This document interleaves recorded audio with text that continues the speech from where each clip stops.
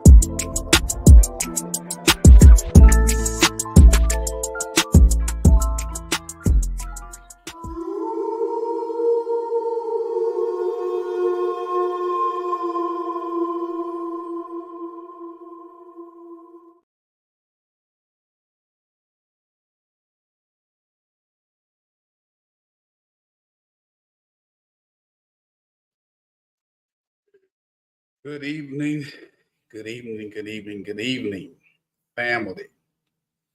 Welcome to Longwood Firearms Training broadcast. I am your host, Juan J. Johnson, coming to you live on this 25th day of February 2024. I need you to let folks know I'm live. I am live this time. Looking forward to an amazing broadcast. I am.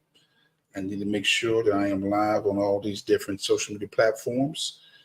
Call a friend, call family, let them know that Lone Wolf Firearms is on the air. Before you shortly. Have a great time tonight. I don't know how long we'll be here, but we're going to have a great time tonight. We'll put some respect on the late, great, honorable Malcolm X.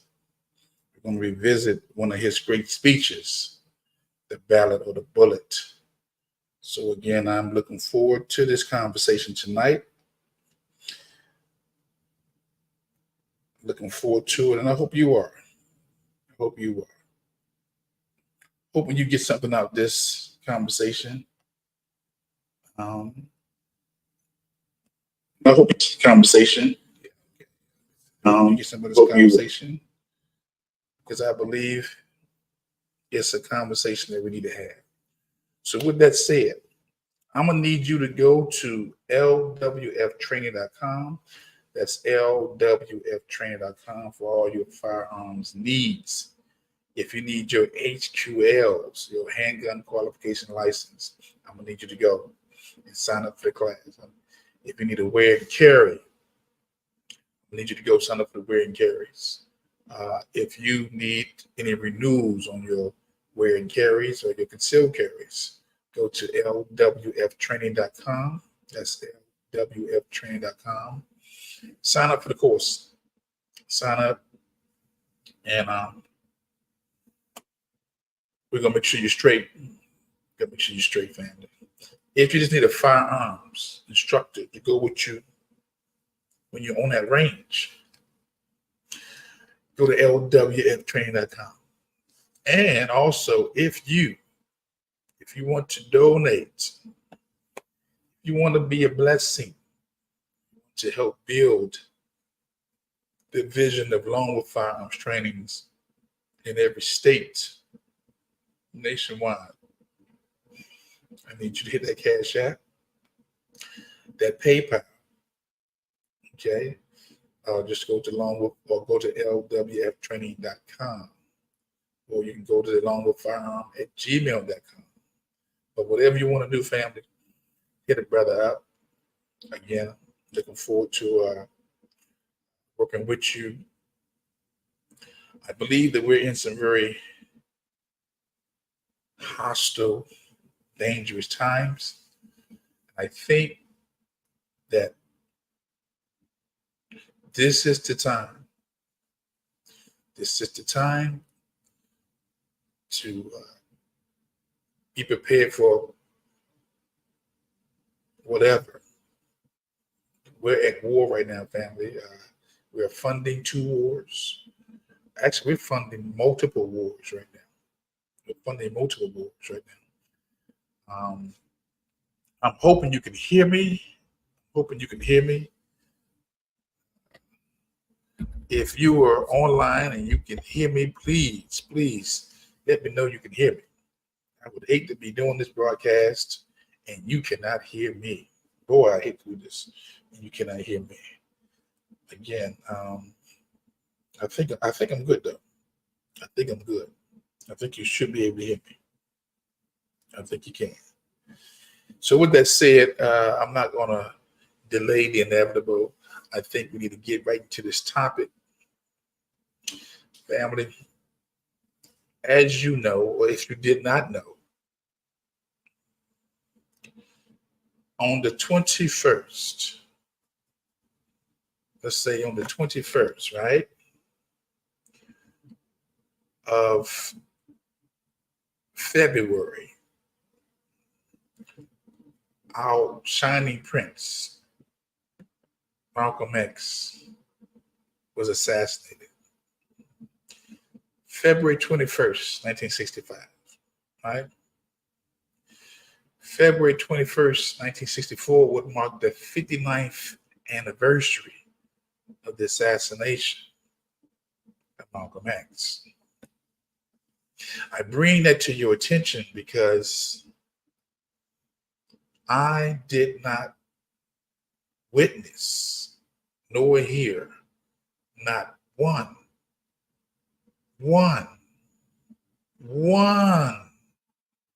radio station, television station, or even your popular social media outlets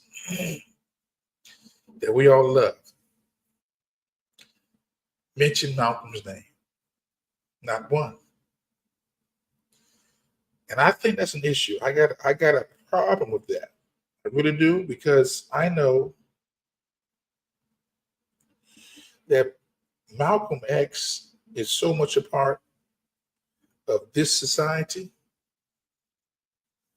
that you don't really have an America without Malcolm X. You don't have an America without a Dr. King. You don't have an America without a Frederick Douglass. You don't have an America without a Harriet Tubman. You don't have an America without the children of chattel slavery. Who's the children? That would be me. Those who are Black Americans, those who are indigenous to this land, whether through slavery or through birth, right? So I think that when this country showed me on Sunday or on the 21st that they were too preoccupied to say anything about Malcolm X, that let me know right then and there. That let me know right then and there, family, that we are two nations, separate and not equal. That although we have a shared history, because we do have a shared history, we don't have a shared experience. Say this again. Although we have a shared history, we're the most ancient group of people in the era of colonialism. See this again. Black Americans are the most ancient group of people in the era of colonialism. We in America are the only ones who have survived, and not just survived, but thrived in the face of slavery, in the face of Jim Crow, in the face of the civil rights era, and in the face of unprovoked attacks by our dominant culture and the laws that have been targeted against us. Many will come to America and they will see this place as a melting pot, which it is. America is a melting pot now. Say this again.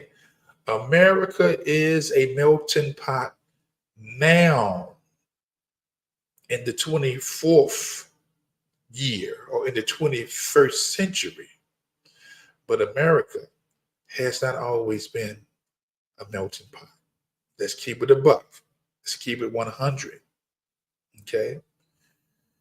So when the 21st of February came, right? And I didn't hear nothing, not one single solitary word from any of your legacy networks, whether it's your Channel 5s, your Channel 4s, your Channel 7s, your Channel 9s. I would even say your public broadcasting stations. I would even say your CNNs. I would say your BBCs that are across the sea. Nobody, I repeat, nobody said one word, had not one comment about Malcolm X. How can we as a people, Black Americans, matter of fact, this conversation could just be for just Black Americans right now. Everybody else, you're just listening to me talk to Black Americans because I'm a Black American. I'm what they call an African American. I'm what they call a foundational Black American. I'm what they call an American descendant of enslaved or slave. I'm what they call a Negro. I'm what they call colored. I'm what they call, in certain books, nigger. Okay? And as I often say, it is not what you're called. It's what you answer to. It's what you answer to. But let's get back to this Malcolm piece. Let's get back to this Malcolm piece. And I need you to share this video. I need you to like the video on whatever platform you're listening to it. I need you to share it. I need you to like it. I need you to support it. Because in me discussing Malcolm, I'm going to offend many people. But in my offending them, I'm defending Malcolm X.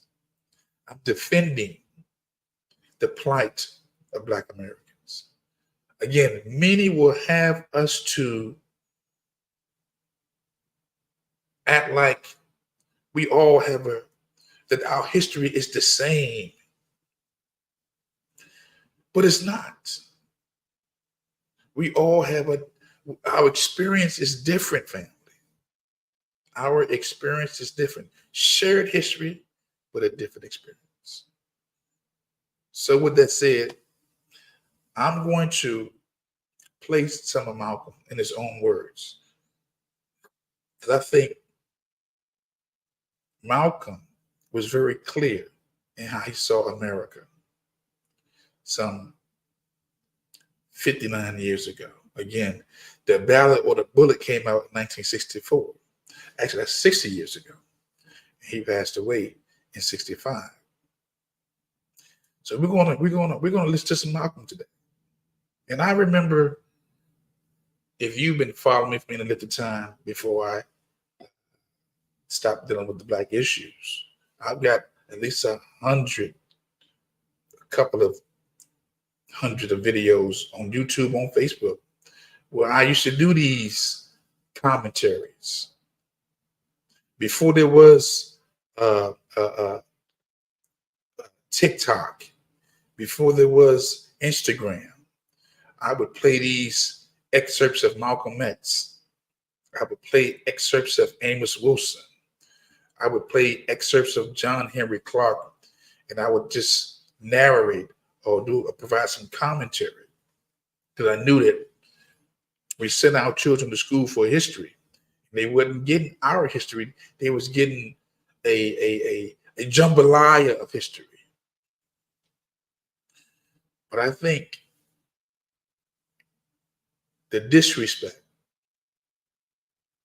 that America and Black Americans, the forgetfulness of Black America about one of our greatest orators, one of our greatest men that this country produced, Malcolm, just like how we celebrated President's Day that same week, we should have had that same respect for Malcolm X. Okay? So I'm going to play some Malcolm in his own words. And we're going to talk about Malcolm X. We're going to make some parallels between 1964 and 2024. I don't know how long I'm going to go with this. Depending on how, it all depends on how good it gets. I just may bring some folks on. But we're going to discuss Malcolm X, because there's no way in God's green earth that Black Americans are so entangled, so engrossed into the American culture that they forget their American experience. And let me tell you right now, Dr. John Henry Clark said so eloquently. He said, a people who do not put respect on their ancestors, their offspring won't respect them. I want you to chew on that for a second. Chew on that for 1 second. That a people who will not put respect on their ancestors. Who's the ancestors? Those who are in the dirt. Those who are in the grave right now. And who's your offspring? Your children. Your grandchildren. Your great-great-grandchildren. I can right now trace the disrespect that's going on in our communities nationwide to that one statement that Dr. John Henry Clark made, and that was that a people, a Black people, a foundational Black American people, an ADOS people, okay, a Native Black Indigenous people, a colored people, a Negro people, okay, who do not put respect on their ancestors, that their offspring won't put respect on them. And this is where we are right now. You're wondering about the crime. You're wondering about the disrespect. We can trace it to, we do not put respect on our ancestors. We don't. It is not enough for us to send them to school with the hope that they will be taught their history. If nobody else is mentioned in the analogs of American history, if nobody else is spoken about in our history, you need to put some respect on Malcolm X, okay? Martin Luther King, okay? I'll even throw in Elijah Muhammad, okay? I'll throw in Marcus Garvey, okay? Now, I'm not even mentioning the familiar people. I'm talking about folks who you probably never heard of. The Garveyites, the same group that Elijah Muhammad was a part of. Not just that, the Garveyite, the same group that Malcolm X's parents was a part of. Okay? And I could go on and name so many other solid ancestors who did so much for our community. But I want to stick to the Malcolm piece. I need to make some comparisons. And I need to also, again, put some respect on Malcolm X. So look here, what I'm going to do.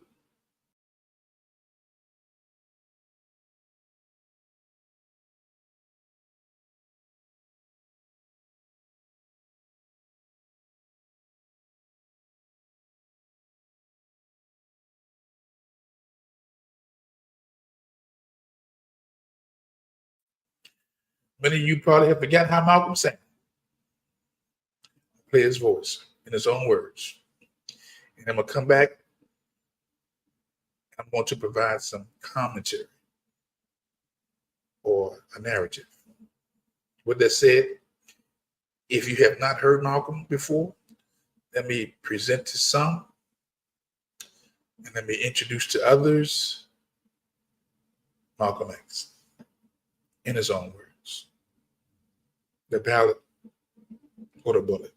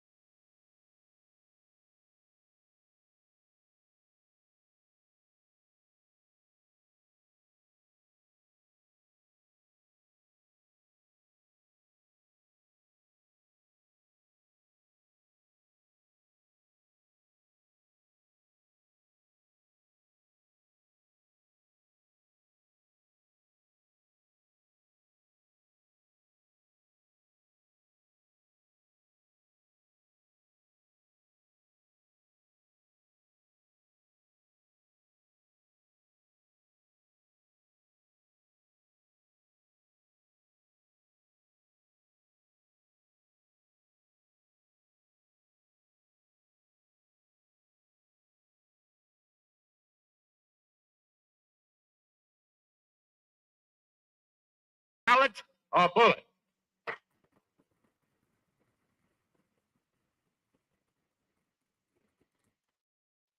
Minister Malcolm, what do you mean by the ballot or the bullet? Well, as our people, the Afro-Americans, become politically mature, they become very much aware of the recent trend in political elections. They see that every time there's an election recently, there's always a recount, that whites are so evenly divided politically that in many areas the race is so close that they have to count the votes all over again to see who got in office. You had a recount where the governor was concerned in Massachusetts or in Minnesota or in Rhode Island, and the same thing was so close between President Kennedy and Nixon that they had to count the votes all over again. And our people are beginning to see this, and they also realize that any minority group that has a block of votes is able to determine who will be the next mayor, or who will be the next governor, or who will be the next president, or who will be the next congressman or the next senator. And this enables them to see the strategic position that they are in. Also, they realize that it was the black vote that put the present administration in Washington, D.C. It was the black vote here in America that put a Democratic administration in Washington, D.C. And despite the fact that it is admitted by the students of political science that the 22 million Afro-Americans were the ones who put the present administration in power in Washington, D.C., the present administration has put us last. We put them first, but they put us last. And you may say, well, why do I say this? Because they've been down there for 4 years and are only just now getting around to civil rights legislation or doing something about the violation of the civil rights of the 22 million Afro-Americans who put them in power. Now, I want to say something real bad about that. Because that's 1964 family. He's talking about it was the black vote that put the president in office. Let's fast forward to 2024. Let's fast forward to 2020. It was the black vote that put the president in office. And what did we get? We got nothing. We got nothing, family. Black Americans got nothing to show for. But what did the others get?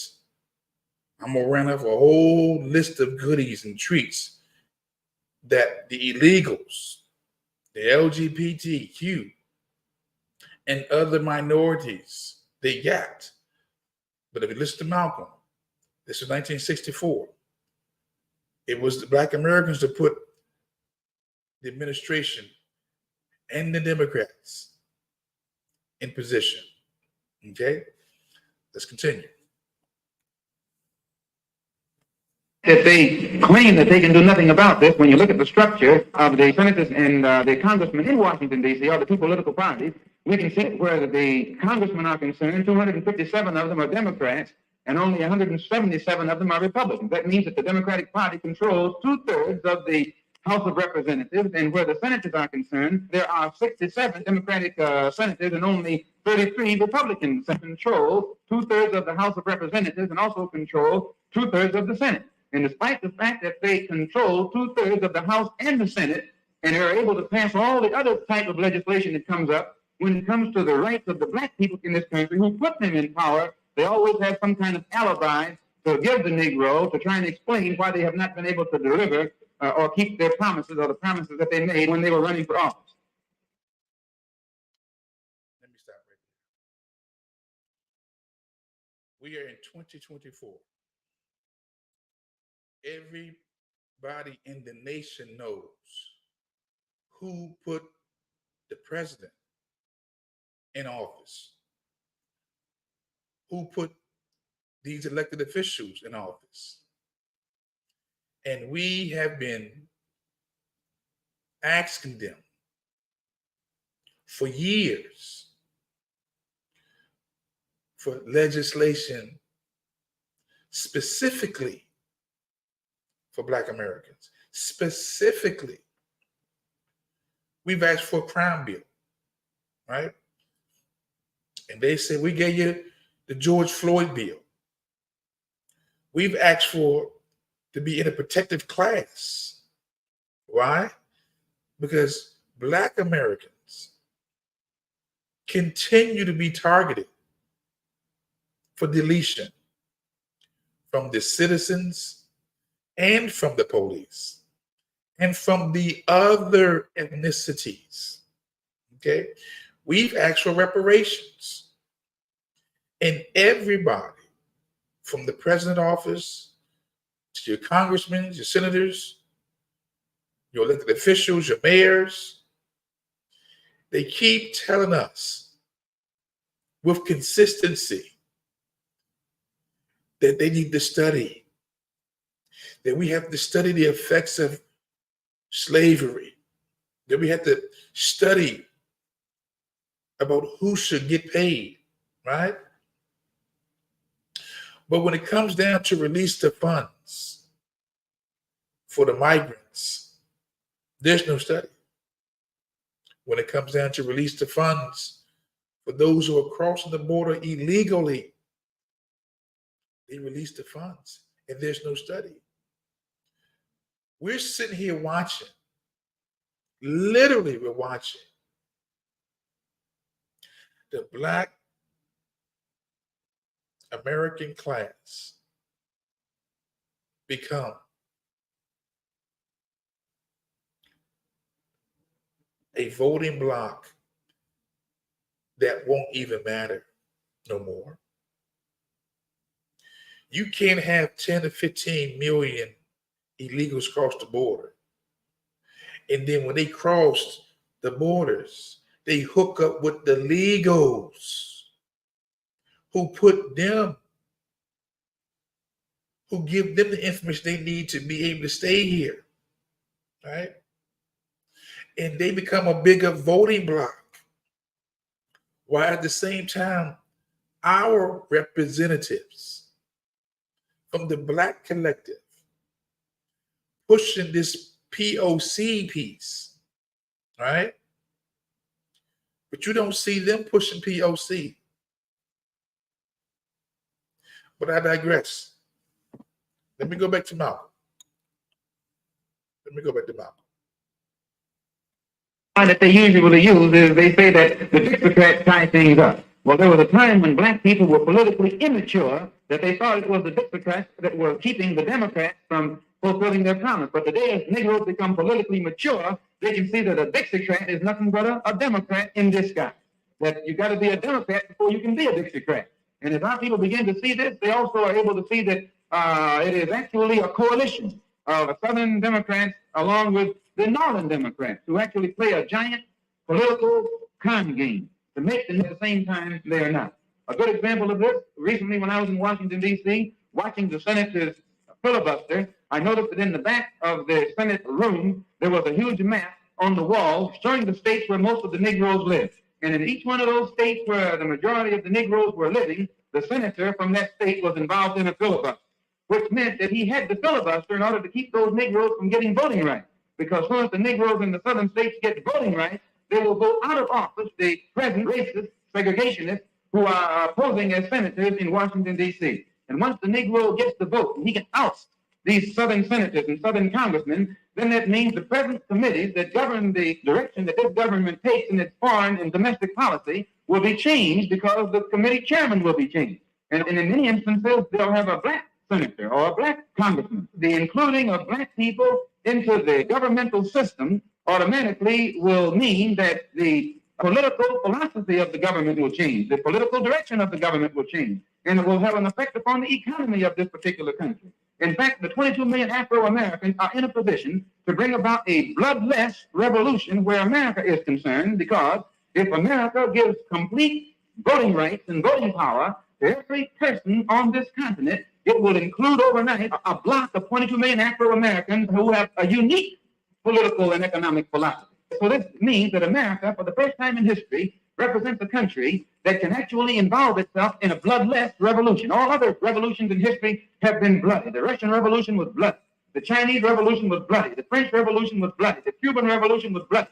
Revolutions historically are always bloody. Now, America is in a unique position to involve herself in a bloodless revolution by giving the 22 million Afro-Americans the ballot. And if they don't give the 22 million Afro-Americans the ballot and make possible a bloodless revolution, then they are going to force the Afro-Americans to use the bullet. And it will be. Let me stop it right there to bring some context. Now, this speech was given in '64. This is now 2024. This was 60 years ago, family. 60 years ago when he discussed this ballot with a bullet.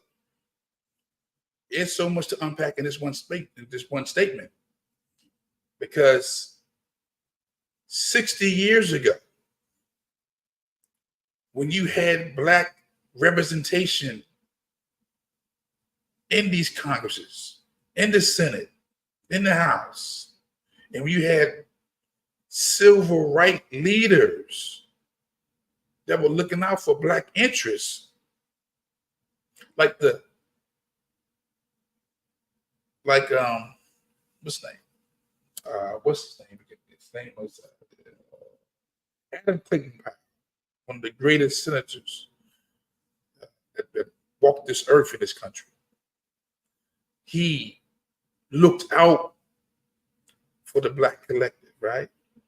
You could bet your money that Adam Clayton Powell was looking out for black folks. And there was many others in that era too, right? But when you fast forward down to the 80s and 90s and now in these 2000s, you're not seeing that.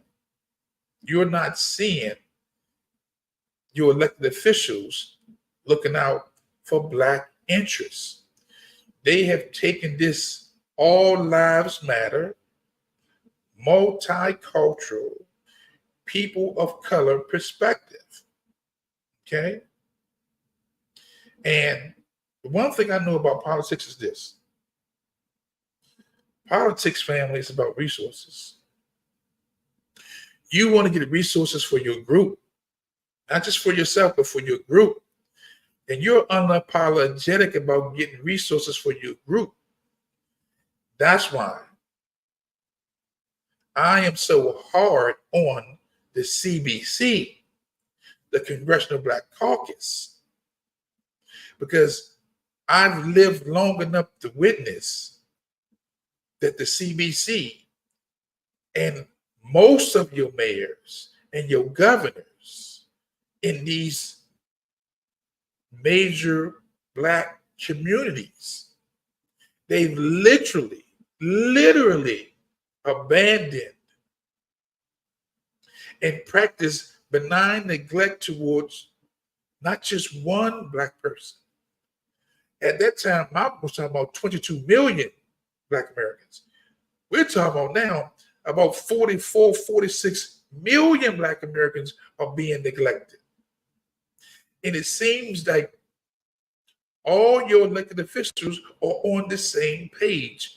Don't give Black Americans nothing, but we must make sure that we give everything to LGBTQISTUV. Okay? You have to fund every illegal, every migrant bill, all their concerns, all of them. You've got to give sanctuary cities. You've got to give DACA. Okay? I mean, look here. I mean, it blows my mind, the legislation that has been given to everybody but Black Americans. You got the DACA. That was an executive order under the Biden administration. You have the reversal of the Muslim ban. Okay? You have the end of the family separation at the border executive order. Okay? You have legislation for the LGBT individuals. You got the Equality Act. Most of these bills and executive orders, they were very specific, not to Black Americans. You even have the transgender right legislation. Okay? Family, again, when you understand the whole politics piece, politics is all about the resources. And Black Americans have been coming up short. As a matter of fact, we have come up so short that we're literally watching others being fed, housed, clothed, and we're still trying to get just a little reparations. Just a little reparations. But I digress. Let me go back to Malcolm. And this is what I meant when I say the ballot or the vote. It's the same thing that Patrick Henry meant when he said liberty or death. Let me stop right there about the ballot or the vote.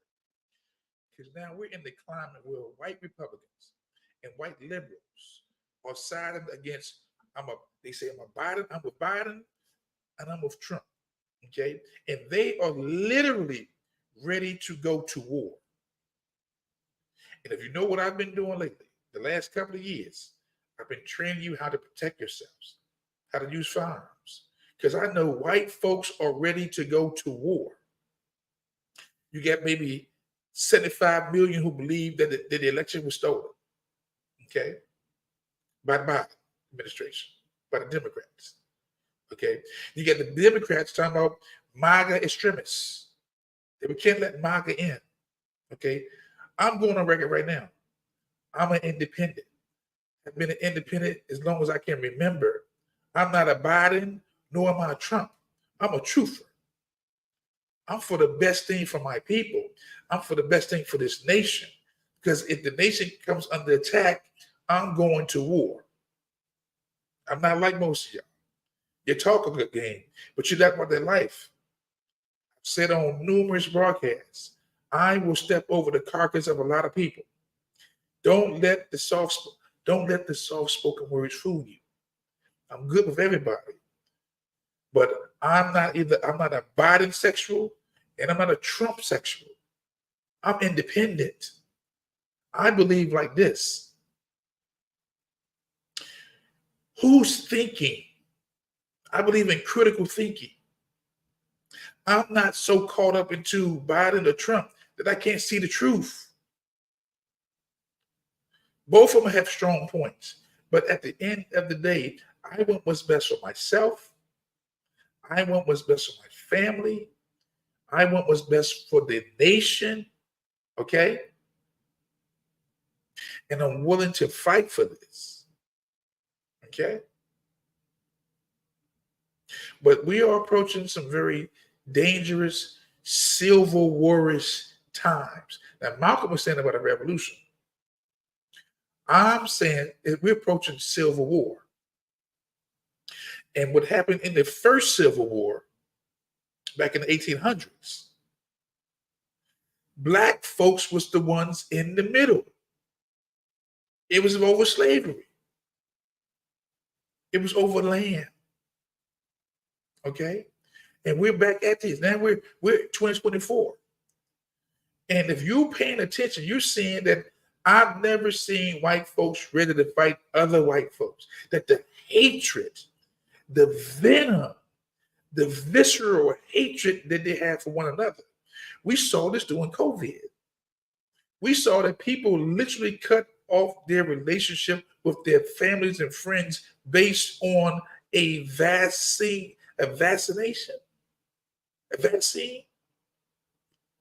Okay? We are at the edge of a civil war, family. I thought it would be very nice to play some Malcolm, to maybe bring some clarity to what's going on here. Because if you're just swallowing, pause, no pun intended, Jakes. If you're just swallowing everything that this society is throwing to you from your legacy networks, then you are being misinformed. Not just misinformed. You are a victim in a well-orchestrated, calculated propaganda machine. And this is why Malcolm is so relevant. Because Malcolm gave you straight facts. And I dare say this, if Malcolm X was living today, he wouldn't be a Democrat, nor would he be a Republican. He would still want what's best for who? Black Americans. He would not like what he's saying by the illegals, by the Democrats and the Republicans, undermining Black Americans. Okay? But don't let me tell you. Let's go back to Malcolm.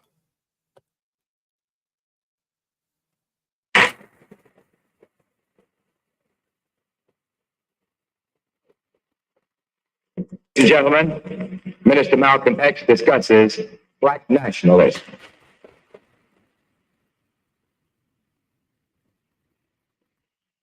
Minister Malcolm, since nationalism was able to put approximately 35 nations of our Black brothers in the United Nations, how long do you think it will take to solve the problem of 22 million Afro-Americans economically, politically, socially in America? Well, it's true. Just as it took nationalism to bring about freedom for our brothers and sisters in Africa and Asia, it'll take the gospel of Black nationalism to bring freedom to the 22 million Afro-Americans here in this country. And we who belong to the Muslim Mosque Incorporated, although Islam is our religious philosophy, our political, economic, and social philosophy is Black nationalism. And we adopt this philosophy so that we can work with all other leaders and all other organizations in a program that everybody can become involved in and participate in order to eliminate the political, social, and economic evils that afflict our people. Now, the political philosophy of Black nationalism only means that the Black man should control the politics and the politicians in his own community. And the politicians must also be made to take the responsibility for helping to eliminate the evils that afflict our people in our own community. And the economic philosophy of Black nationalism only means that our people need to be re-educated into the importance of controlling the economy of our own community, controlling the economy of the community in which we live. And by controlling the economy of the community in which we live, it means that we have to learn how to own and operate the businesses of our community and develop them into some type of industry that will enable us to create employment for the people of our community so that they won't have to constantly be involved in picketing and boycotting other people in other communities in order to get a job. Also, in line with this economic philosophy of Black nationalism, in order for us to control the economy of our own community, we have to learn the importance of spending our money in the community where we live. Anyone who knows the basic principles of economics must be aware of the fact that when you take the money out of the neighborhood in which you live and spend it in an integrated neighborhood, or rather in your effort to integrate, you spend it in a neighborhood where you don't live, the neighborhood in which you spend your money becomes wealthier and wealthier, and the neighborhood out of which you take your money becomes poorer and poorer. And this is one of the reasons why wherever you find Negroes, a slum condition usually develops, or we have to live in the ghetto, because all of our wealth is spent elsewhere. And even when we try and spend the money in the neighborhood where we live, usually because we haven't learned the importance of owning and operating businesses, the businesses of our community are usually also controlled by outsiders. The stores are controlled by people who don't even live in our community.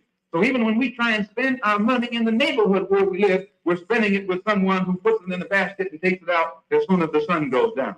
So the economic philosophy of black nationalism puts the burden upon the black man of learning how to control his own economy.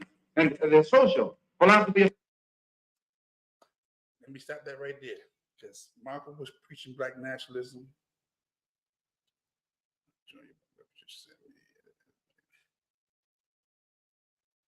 Malcolm was talking about black nationalism, right?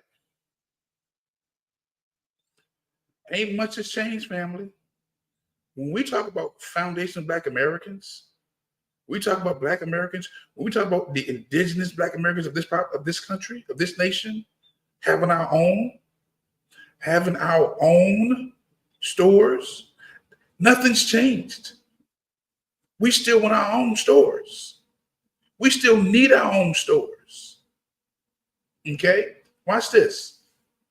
This speech is 60 years old. 1964 to 2024, right? Our elected officials have been pushing spending power since the 20s, since the 30s. I'll say since the 60s. They stopped preaching black economic empowerment. They stopped preaching we need our own stores. And now in 2024, especially after I saw that COVID piece about 2-3 years ago, we still don't have our own stores. We still are practicing black economic suicide. Say this again. We are still practicing black economic suicide. Say it again. We are still practicing black economic suicide because we do not own our own stores. And when that pandemic hit in 2001, I personally went to the other ethnicities' neighborhoods. I went to their jumbo markets. I went to their mega markets. I went to their grocery stores to see if they was experiencing the shortages that we was experiencing in our neighborhoods, where there was a fight for paper towels, a fight for Clorox bleach, a fight for the napkins, all your cleaning items and your food. And they didn't have those problems there. They was thriving because they had their own businesses. They had their own supply lines. They had their own distribution centers. Okay? They had their own. So I am saying, right, that Malcolm was talking about this. He was preaching this. He was preaching this in the 64. It's 2024, and we're still talking about what we need. We're still talking about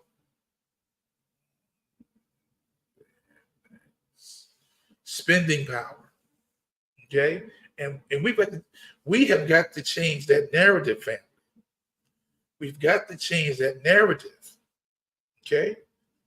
This is why Malcolm is so important, because our leaders, can I keep it 100? They've abandoned the Black collective. They're not even standing up and trying to get nothing for us. They've abandoned our children. I don't feel comfortable that we don't have our own stores. And I don't feel comfortable that our so-called leadership, our so-called officials are not looking out for black interests. There's nothing wrong with looking out for black interests, family. Because white folks look out for white interests, and Asians look out for Asian interests, and Latinos look out for Latino interests. They have their own packs. They have their own caucuses. The Asian caucus, the Latino or Hispanic caucus, the Congressional Black Caucus, the Jewish caucus. Everybody look out for their own interests. We've been so alive that the true love, or it's looking out for others more than look out for yourself. It's not true. I can't, in good conscience, feed somebody else's family if I haven't fed my own. Who does that? Who does that? But let me keep playing some. Nationalism means that we have to become socially mature to the point where we will realize the responsibility is upon us to elevate the condition, the standard of our community to a higher level. And we can only do this by working together in harmony and unity to in some way eliminate the evils that are destroying the moral fiber of our community. Evils like drug addiction, drunkenness, illegitimacy that's brought about by lewd sexual behavior, fornication, and adultery. And once we eliminate these evils that are so destructive to the moral fiber of our community, the level of our society will be higher, and you'll find that our people will be satisfied to live in our own social circles and enjoy life in our own social circles instead of trying to force our way into the social circles of those who don't want it. So as I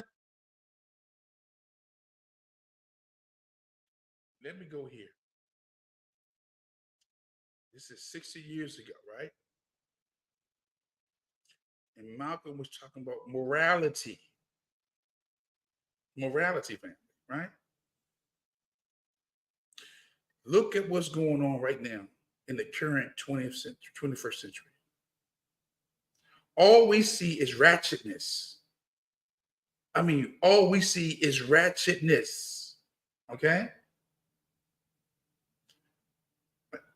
I'm gonna bring my man Chef up.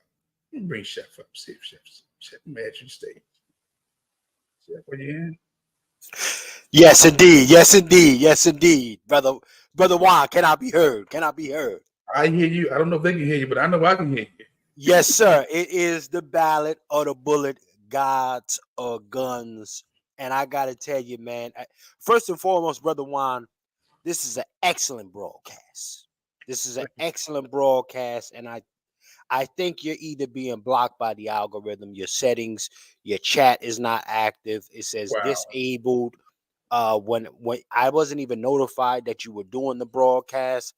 I only remember from last night you said you was going to be live at 7. So I said, let me run over there and see if the brother's live. And you're live, but it's not notifying me. Wow. You see? So we have an issue here. When you start talking about Malcolm, listen, Brother Malcolm told us what we are seeing is the chickens coming home to roost. That's what he Okay? said. And you know what? Brother Juan, I tell you what, as long as Black Americans are armed collectively, we can reinforce that sentiment of the chickens coming home to roost.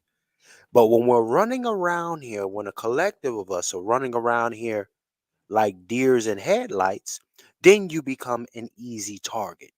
You must arm yourselves, ladies and gentlemen. What we have seen here, I mean, listen, like the brother Juan was saying, okay, uh these folks ain't playing with Black America. They really not. So don't be caught out there slipping.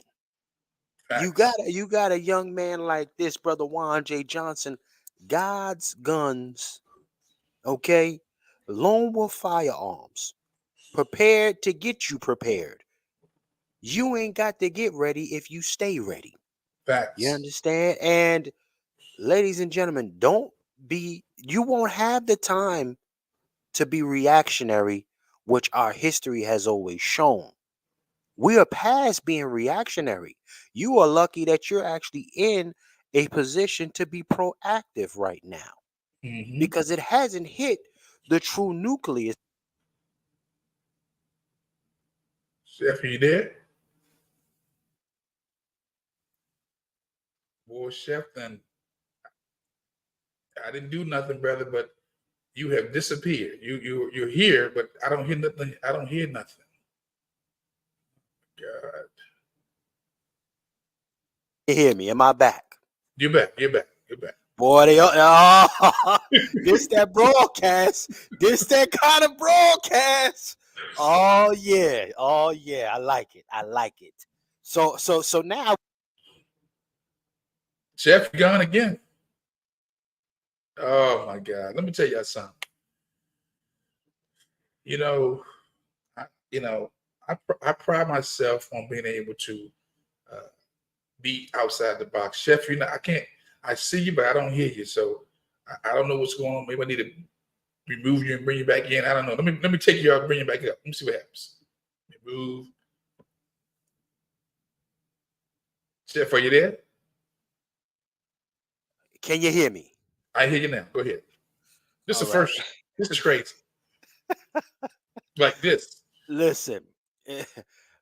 Listen.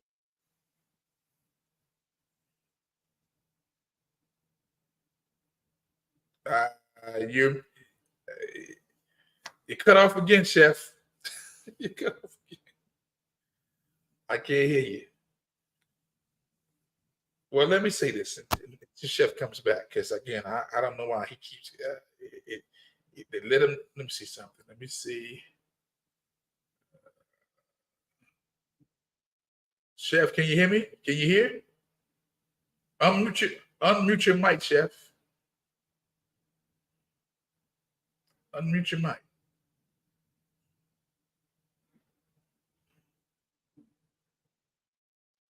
Let me see something. Okay.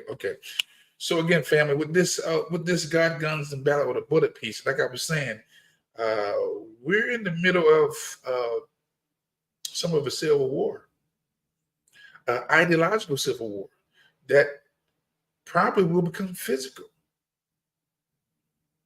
We have yet to see the dirtiness, the anger, the frustration that's going to come through this whole election process, this election cycle. And I feel a responsibility, if you can still hear me, I feel a responsibility to warn you of the present danger that's at hand. Testing. I hear you. You're good. Come on. Yeah. Listen. I may be delayed, but I won't be deterred. You understand? That's So. Listen, brother Juan. This is a conversation. One, we're talking about a situation here that you first and foremost, pay attention to the quote unquote heroes that they promote and the right. ones that they don't. And Malcolm represented a full eye for an eye perspective. Facts. Okay. Listen, other people will tell you if they go low, we go high. No, Malcolm was on they go low, we go to the flow. We go lower. You understand? So, ladies and gentlemen, this is one of the situations where I start. See, I don't even have technical issues like that, brother Juan.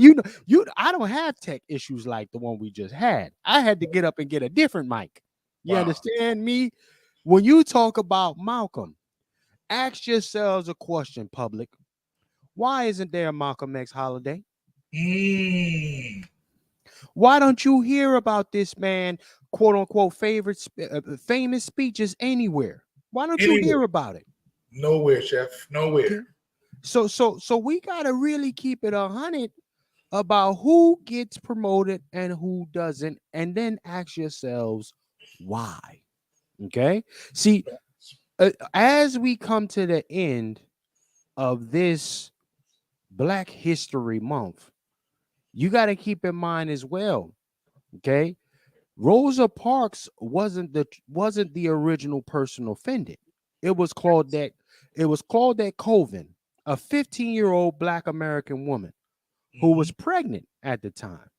Okay, and she had a darker skin complexion, and it decided not to make her the face of resistance. They went with a fairer skin. Just like they decide not to talk about our brother Malcolm X in the light with which he deserves, Yes. because he represents, listen, you mess with me, I got something for your ass. Right. Okay. Same thing with that young lady, Claudette. She was the one who was 10 toes down on not giving up that seat. But they put the fair, light skinned Rosa Parks in front of y'all and told y'all that she was the one who was the face of standing up against the nonsense. Right. Ladies and gentlemen, your heroes are the ones that don't get spotlights. Let's be clear about that. Your heroes will not get holidays. And if they do, at some point, they have to smear the name of the true riders for our liberation. Now there's a saying out here, Brother Juan, that they try to say that this dude was LGBT, Malcolm X. They tried to say he was on open booty time. Well, watch what they say about us when we leave this place. Come on. That's You know what right now. they gonna know. You know what they're gonna say about you. Listen, he was soft spoken, but he was the big black, the big black scary dude. No. All he do is talk about guns. See, brother Lone Wolf, you the type of, you leave it up to the degenerate America to speak on Lone Wolf. They gonna say you the real bad big black wolf, the bad wolf who blowing houses down, talking about putting a gun here and a gun there. Huh? While we seeing a whole bunch of buyback programs going on right now, where when Black America are literally facing down the greatest threat they've had in decades. They're intentionally trying to disarm our folks, talking about, listen, you give me your gun, I'ma send you to school. What the hell? You give me your gun, quote unquote, buyback, and I'm gonna go ahead and give you a couple $1,000, give you a beer, give you weed, give you all type of nonsense other than something that's gonna protect you and your family. We had the most one of the most spiritual leaders out there, Brother Malcolm X, but he knew one thing: he had to have that thing ready to go if it was up. That's right. That's right. Watch this. He had formed Muslim Mosque Inc. for his religious mindset, for his religious piece. But he also formed the OAAU, that political arm, that social arm, And a lot of folks, again, Malcolm, what gets me is our own people don't remember Malcolm. Come on. Older ones won't remember Malcolm. And that's why I've said, brother, I've stopped listening to these folks a long time ago. Baby boomers, the silent generation, the great, have you got some residue from the great generation? I don't listen to these folks, man. Because they walk around with fear and they're cowards. Come on. My heroes are not their heroes. And my enemies are not their enemies. Malcolm is an enemy to them because they won't talk about it. Come on. There you go. Come with it. Malcolm has to be an enemy because they don't want to talk about. Don't bring it. It's like saying Candyman.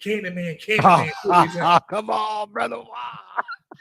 If you said Candyman, what happens? You're gonna get sliced. You're gonna get diced. You're gonna get cut. You're gonna get gutted. So Malcolm goes in that boogeyman category. That's my hero. No matter how positive I am, no matter how soft-spoken, Malcolm X is my hero. And the disrespect that they showed him on the 21st of February of 2024, and I didn't hear nothing from Radio One, Urban One, who's supposed to be a black-owned station. Didn't hear nothing from your legacy networks. None of your popular social media people who love the struggle, and you can't mention Malcolm. Come on. Come on, man. Right. How dare you? Dare you? That's what I'm saying. I stopped listening to the older generation a long time ago because I don't walk around in fear. I ain't just talking this thing. I'm walking this thing. I'm training people how to protect themselves. That's my contribution to my people and to this nation. Whosoever will, let's go shoot. Okay? Whosoever will. The ordained way, yes. The ordained way, yes. The ordained way. Because again, it's been those who've been ordained who's actually splintered us. They have the ones who are responsible for disarming us. And any preacher in America who would disarm their own people in the face of white supremacy, in the face of us being shot like dogs in the street by all ethnicities, not just one, but all of them, then they are traitors to this race. They are traitors to the culture.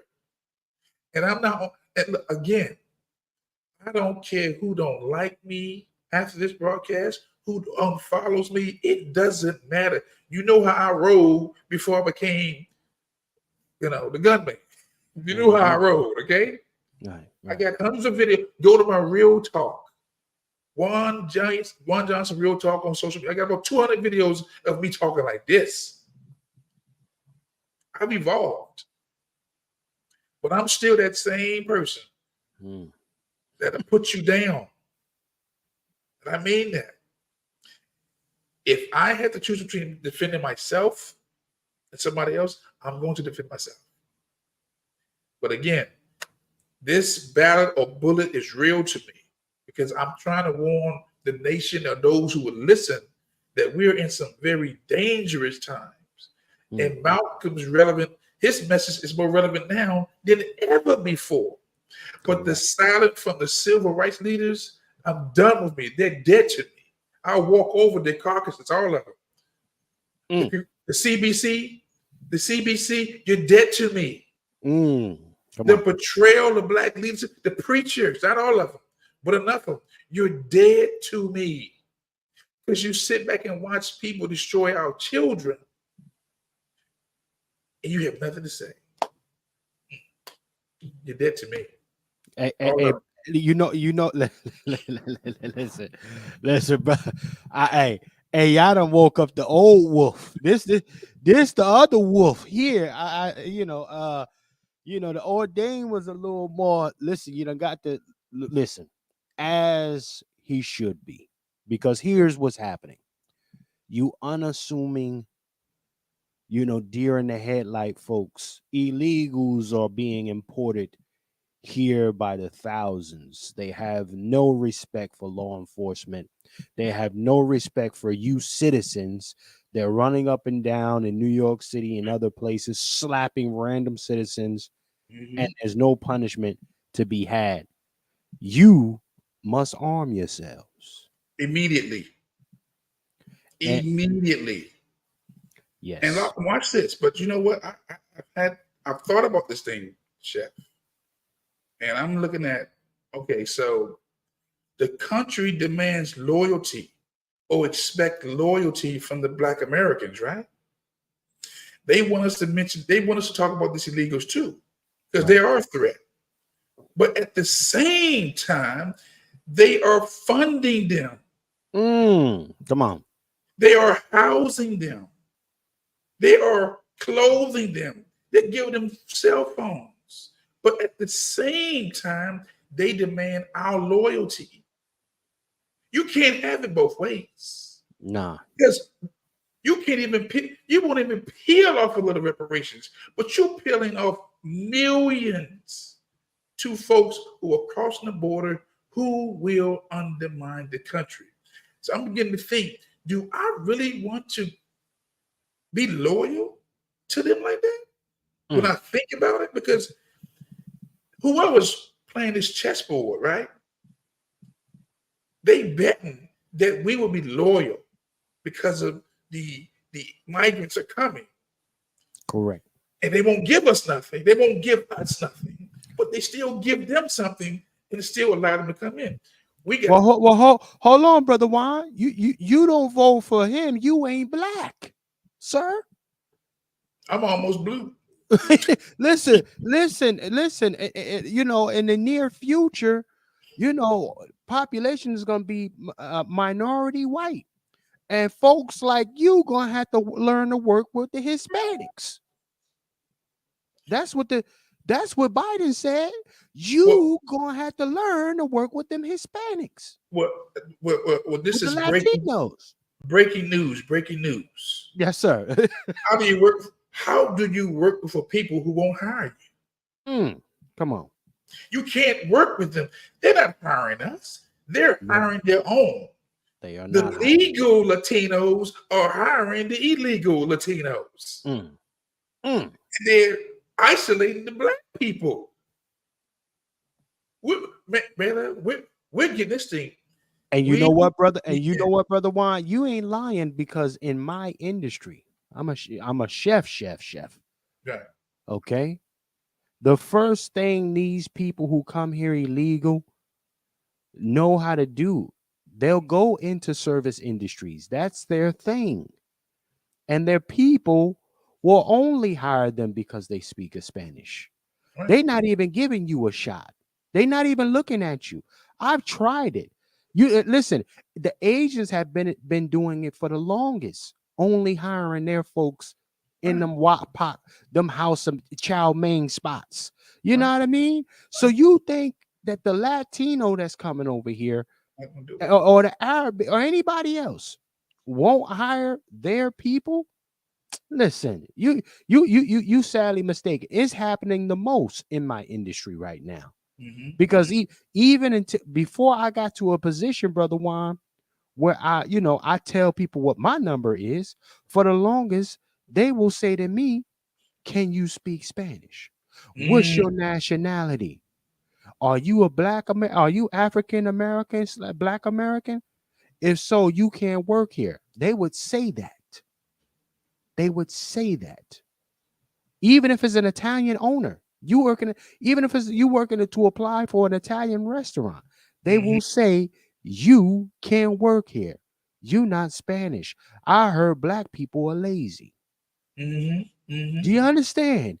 So listen, we are far beyond taking our time to get some understanding of how to move in this country, let alone having a greater appreciation for being the ones who are the progenitors, the builders of this damn country.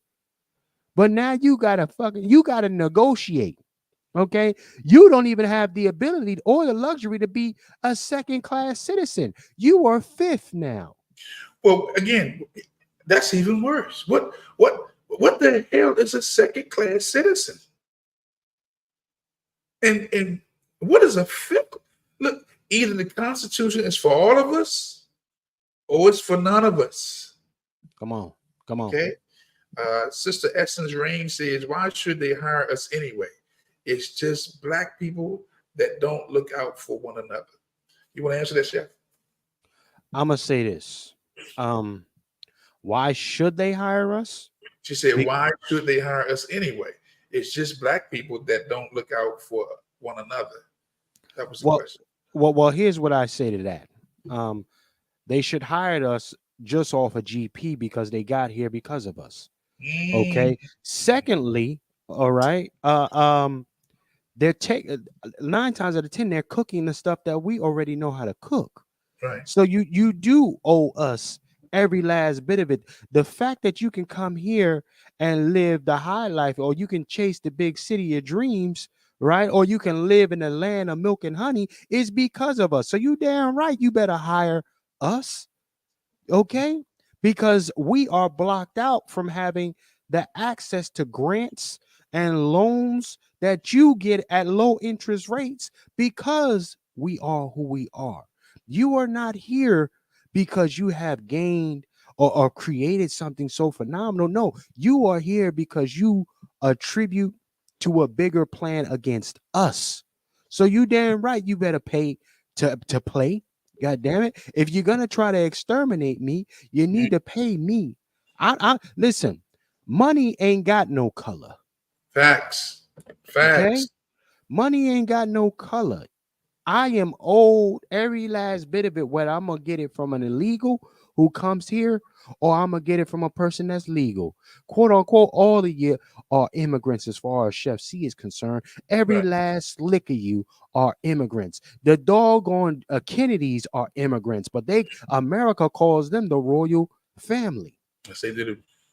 Let's be clear about something. And the only reason they are quote unquote royal family is because they've been allowed to do illegal business for decades. Mm-hmm. Their father was a bootlegger.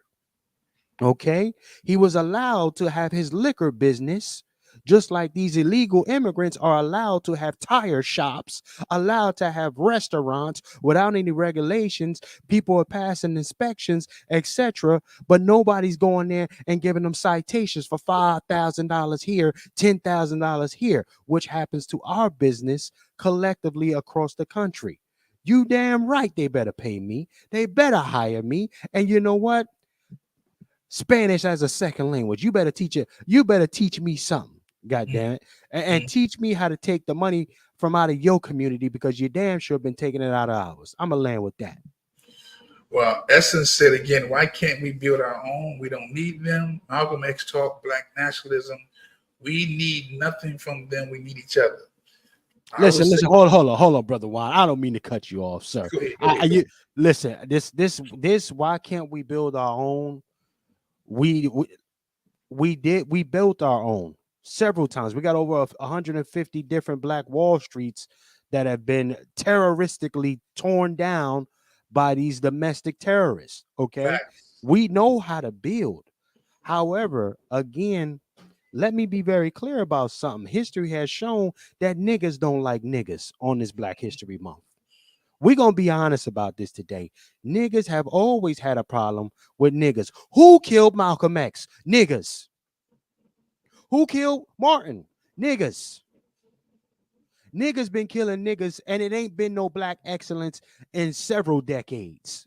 I'm tired of hearing that shit. I'm tired of hearing people talk about being the first black anything. When show me the first black person that actually gave a real fuck on a main stage level to change the situation for us.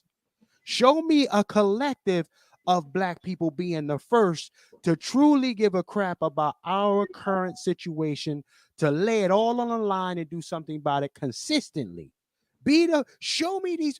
While we talking about this, while we got to get our own, Beyonce is ripping people off for their creations, but y'all going around clapping your hands and stuff, talking about, oh, she done rose up to the top of the charts on country. They finally recognize it. The problem is when you say you want to build your own, you still need their validation. Facts. That is the problem. I'm going to land with that. That was my fault. That was a lot. But you are 1,000% right. We have this tendency to sabotage our own. And again, that's why my focus is somewhat on the young ones. Because the old ones have already showed me that they're ready to die, or they're waiting for a Messiah to come and save them. Or they have embraced the history of this country and have forsaken their experience. See, I know the history, but we ain't got the same experience now. And that's a big problem. You know, sacrificing our experience just to be able to say, I'm an American. Come on, man. If you was really American, we would have heard some Malcolm X on the 21st of February. Because you don't get no more American than Malcolm X. You know, I would say he was probably the greatest linguist that I've ever heard, and still hear him. Right. I mean, even the broadcast that I shared today, that's 60 years ago, 1964. Clear, persuasive. And you would think he's talking to a people right now, but that was just 60 years ago. The only flip now was he saying black nationalism. They don't use that much now. We say what? Black Americans, founders black Americans, ADOS, indigenous ones. But he's still saying we need to have our own.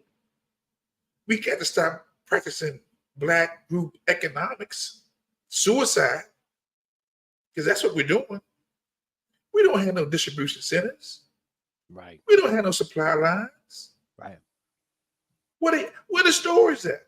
Like I said, during the pandemic, I went to the other nationalities' neighborhoods, and their stores was packed with food, with bread, with toilet paper, with Lysol. Booming. Booming. I get the pictures. I get the video. And that's what I saw. And that's when it really hit me, the betrayal of black leadership from the preachers, the businessmen, and the politicians. Not the politicians, because they politics. They tricksters. I don't trust none of them, brother. I will work with them to a degree. But I don't trust them. And that would go for even my fraternities. Come on. Yeah. The sorors, the frats. If you know me, this is no secret to you. Go to my Real Talk ones. I put them all on blast before. I've been courted by many of them. Like I tell them, if I can't speak the truth when I find out you out of order, ain't no need me coming on board. Because I'm gonna call you out. That's why I didn't cross those lines, those seas. I didn't make those pledges. Right. Because when I see you in error, I'm gonna call you out. And they've been in error for a long time. One of the reasons why we're not where we can be is because they've been the gatekeepers. Oh, go there. There you go. That's what I'm talking about. Come on. And Malcolm called out the Big Six. He called them the Big Six. Roy Wilkins, King, So we still got some big sixes out here these days. But we need to really, really, if you're listening to me, you need to be serious about becoming armed. You need to be serious about this election cycle coming up that's here. Because our white brethren, it's blood in the water. Okay? It's blood in the water. They are ready to fight one another. You saw that on January 6th. That's right. Okay? And you're seeing it played out nationwide. There's 75 million strong who ready to go all in.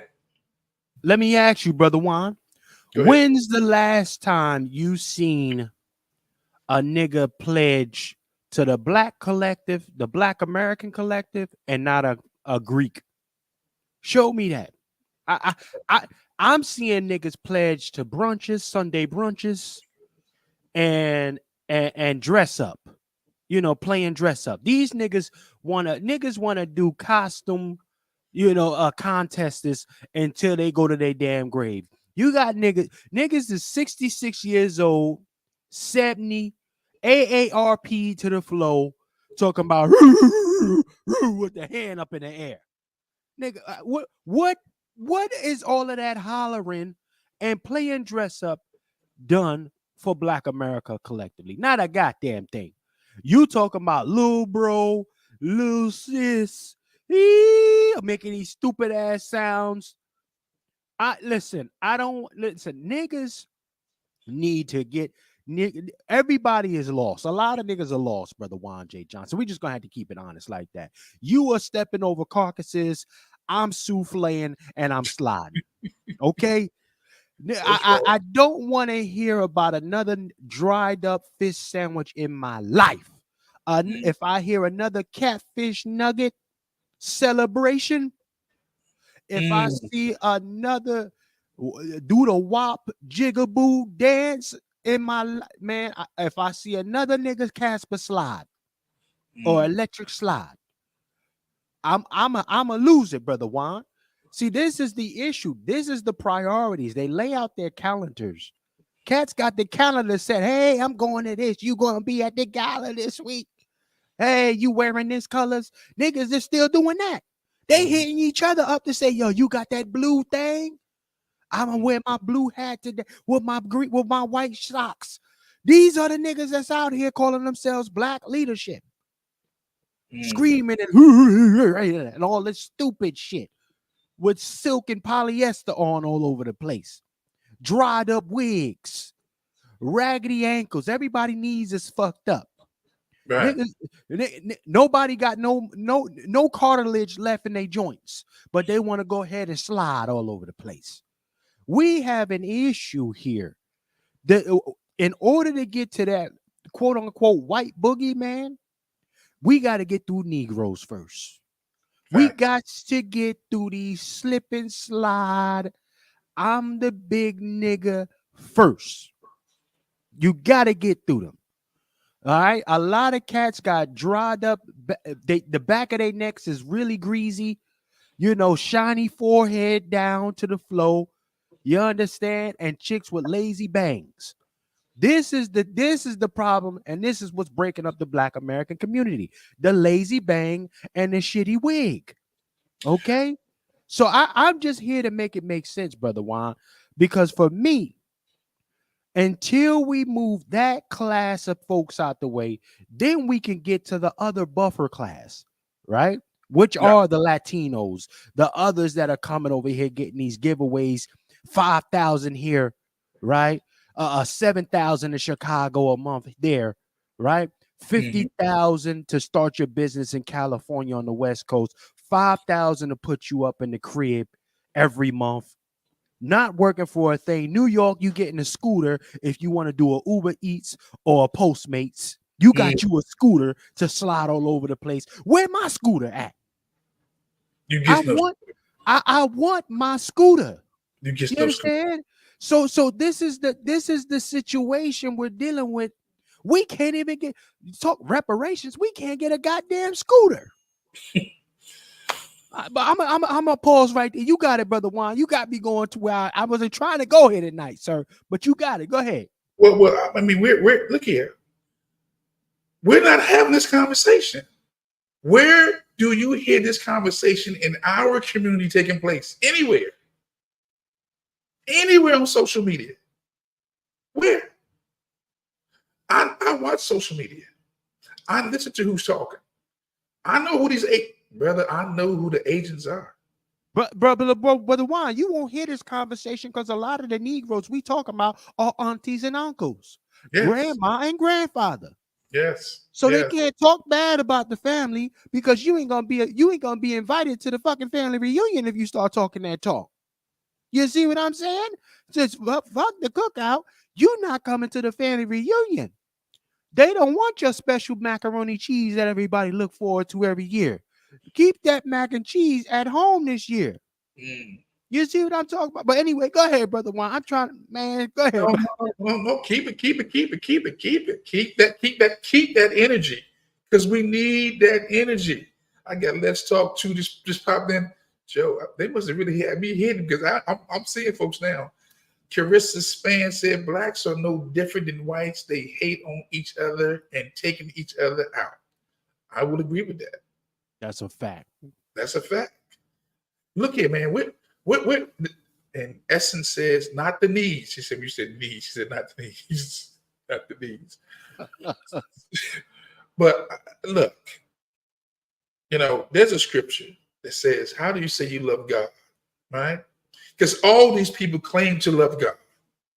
They go to church on Sundays faithfully. The most segregated hour in the nation is on Sunday, right? They go to services. They go to their frat meetings faithfully, right?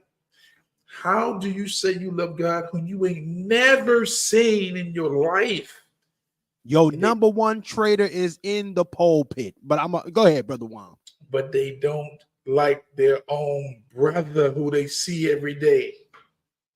See, those are the type of scriptures that keep me focused. Like, how are these people, we elect them, they tell us all these lies when they're running for office, and then what do? They practice benign neglect upon us. They disregard us like we don't even exist. And a lot of us have just gotten used to just being invisible. But I'm not invisible, and I refuse to be anybody invisible man. They are counting and betting on us to be invisible, but not in 2024. That's right. Not in 2024. I see Brother Q's in. Q, send me your link.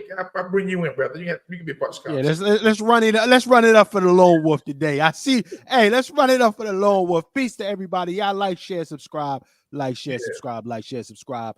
And brother Lone Wolf, I gotta find that Cash App. Hit the brother Lone Wolf's Cash App. Somebody sponsored the brother's program tonight.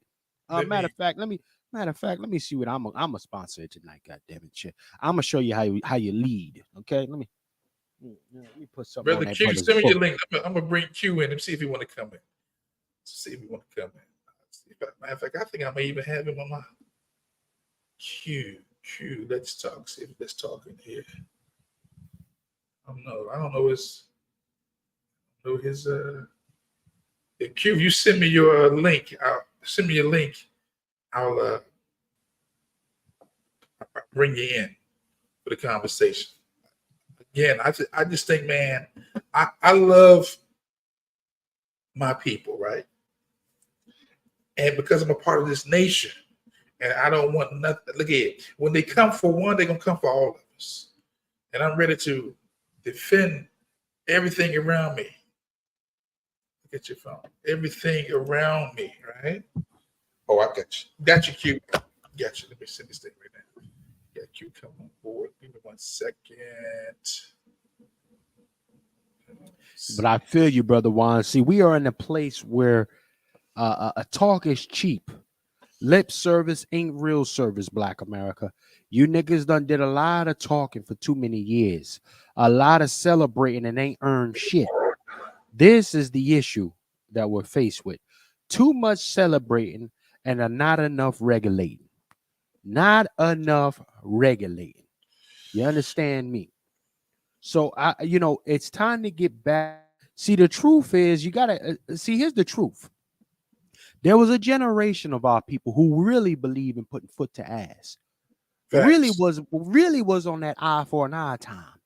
Facts. And then you got a bunch of niggas who came in here and who were the benefactors of that class that actually fought.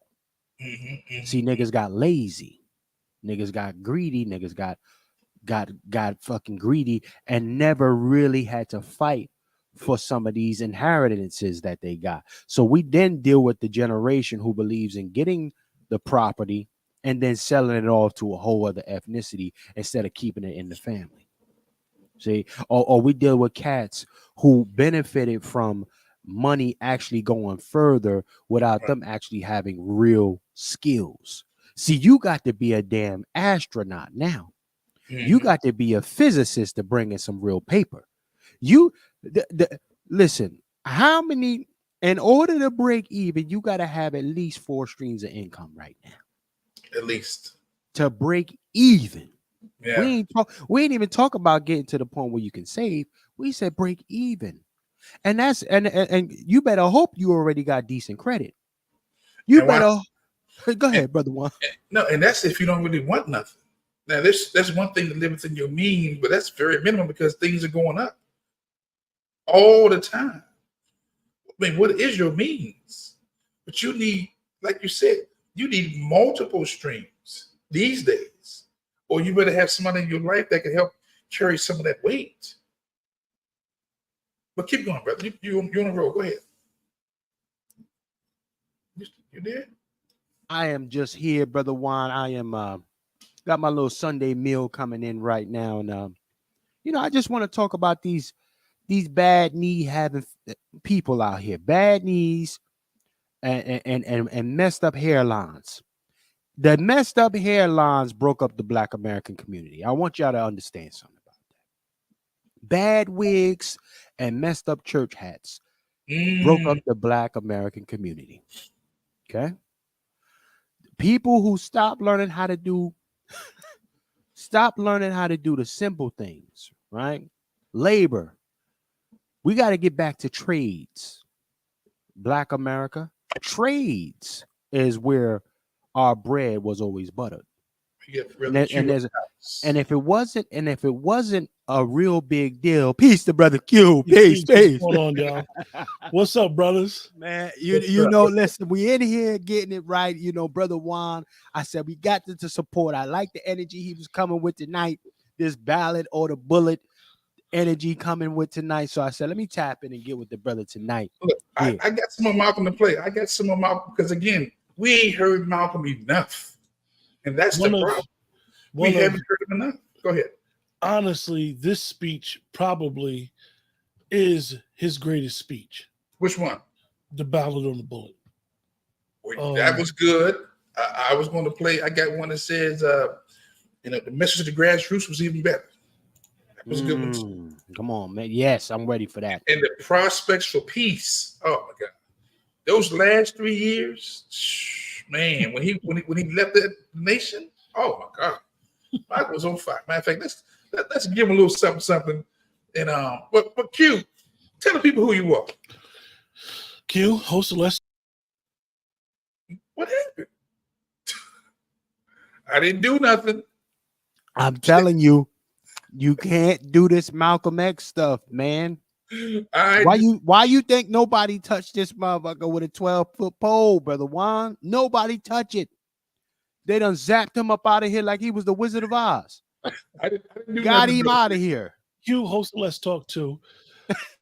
I'm just a brother, man. You know, started social media during the time of Michael Brown is when I decided to be a part of the what I could play in the role of it. A lot of people don't know my background, man. I'm straight street dude. Street. I done been through all the bullshit. So you like Malcolm X? You changed. Malcolm X was a very interesting man. Malcolm X was I think Malcolm X, his oratory skills were he's probably the greatest orator that ever walked the face of the earth. Yeah. So basically, with the Mike Brown situation, you know, I decided to get into social media. I got a couple different channels, do different stuff. Mm-hmm. But I believe that everybody has a voice. Everybody has the opportunity to be a part of the solution. I believe in Black first. I believe in clarity. I'm pro-gun. Wasn't pro-gun when I lived in New Jersey, but I'm very pro-gun living in Pennsylvania. And the reason why is because when you're being hunted, you should be able to protect yourself. That's a God-given right. Talk. You know, as much as people love to talk about these racist forefathers of this country, these men were smart and they had hindsight in an aspect of having guns, being part and being able to have that right to protect yourself, that human right to protect yourself. And having it in the Constitution was very smart. As much as people try to push back, I believe that everybody should be able to arm themselves no matter who they are. Watch this, Q. People think that these founders were old heads. The oldest one was Ben Franklin. These jokers was in their 30s. Who literally, if you ask 35, 38, if you ask some historians, if it was not for Ben Franklin and his wisdom, they probably wouldn't have won the Revolutionary War because they brought that Frenchman in to come, and he knew what he was doing because he was a smart, intelligent man. But the ones who was doing the legislation, the bills, the writers, they were in their mid-30s, family. Yeah, like Malcolm was, like King was, in their mid-30s. We're not talking about no old heads. Okay. Yeah. But so you know, like I said, I started doing this like everybody else. Just really being a part of what I deem is necessary to have our own independent media. I am a registered independent. I have voted blue, and I voted red. I think that having that type of balance is essential. I think all Black people, whether they realize it or not, Black Americans are conservative by nature. Facts. Black Americans are conservative by nature. Facts. If you look at us from throughout history, we've only been, I'll say, infiltrated with liberal views because of who we are as a people and what we hold as a people. We are literally, as they say, we can change the power in this country if we do it collectively. Well, look, before you go, let me get some more, about 35 more seconds of Malcolm. We can come back to you. Get your comment. Just as it took nationalism to bring about the independence of our brothers and sisters in Africa and Asia, the goal or the objective of the political, social, and economic philosophy of Black nationalism is designed to bring about the complete independence of the Black people in this country by making us become consciously involved in controlling our own community. Once we can control our own communities now, then perhaps we will later be able to control our own country, control our own nation, and govern ourselves, and in some way have control over our own destiny. And in order to bring this about, the Muslim Mosque Incorporated is involved not in trying to spread any religion, but to work with people of all other religions. We will work with our people. We don't care if they're Christian or Jew or Muslim or atheist or agnostic, whatever they are. Our desire is to spread the gospel of Black nationalism. We want to evangelize the gospel of Black nationalism. And once this gospel of Black nationalism is spread among our people, it means that those who are in the Baptist church can remain Baptist, but they take the political, economic, and social philosophy of Black nationalism. Or those who are Hebrews, call themselves Black Hebrews, they can still practice their religion, but take the social, political, and economic philosophy of Black nationalism. And this philosophy in itself will bring about the independent thinking of the Black people in this country and eventually lead to the complete physical independence of the Black people in this country.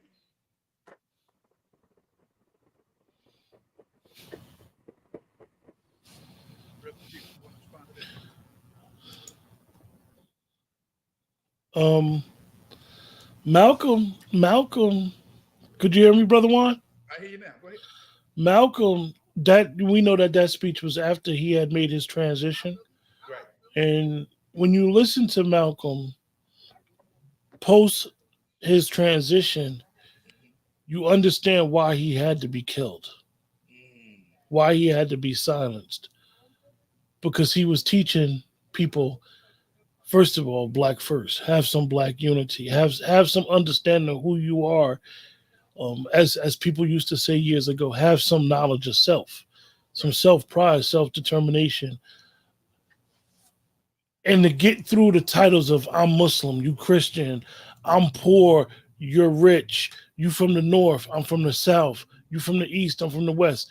Once you get to, yo, you just a Black man like me, living in America, we need to work together. Yes. If he would have been able to galvanize the people, we talking about young men, 39 years old. Young brothers, man. They could not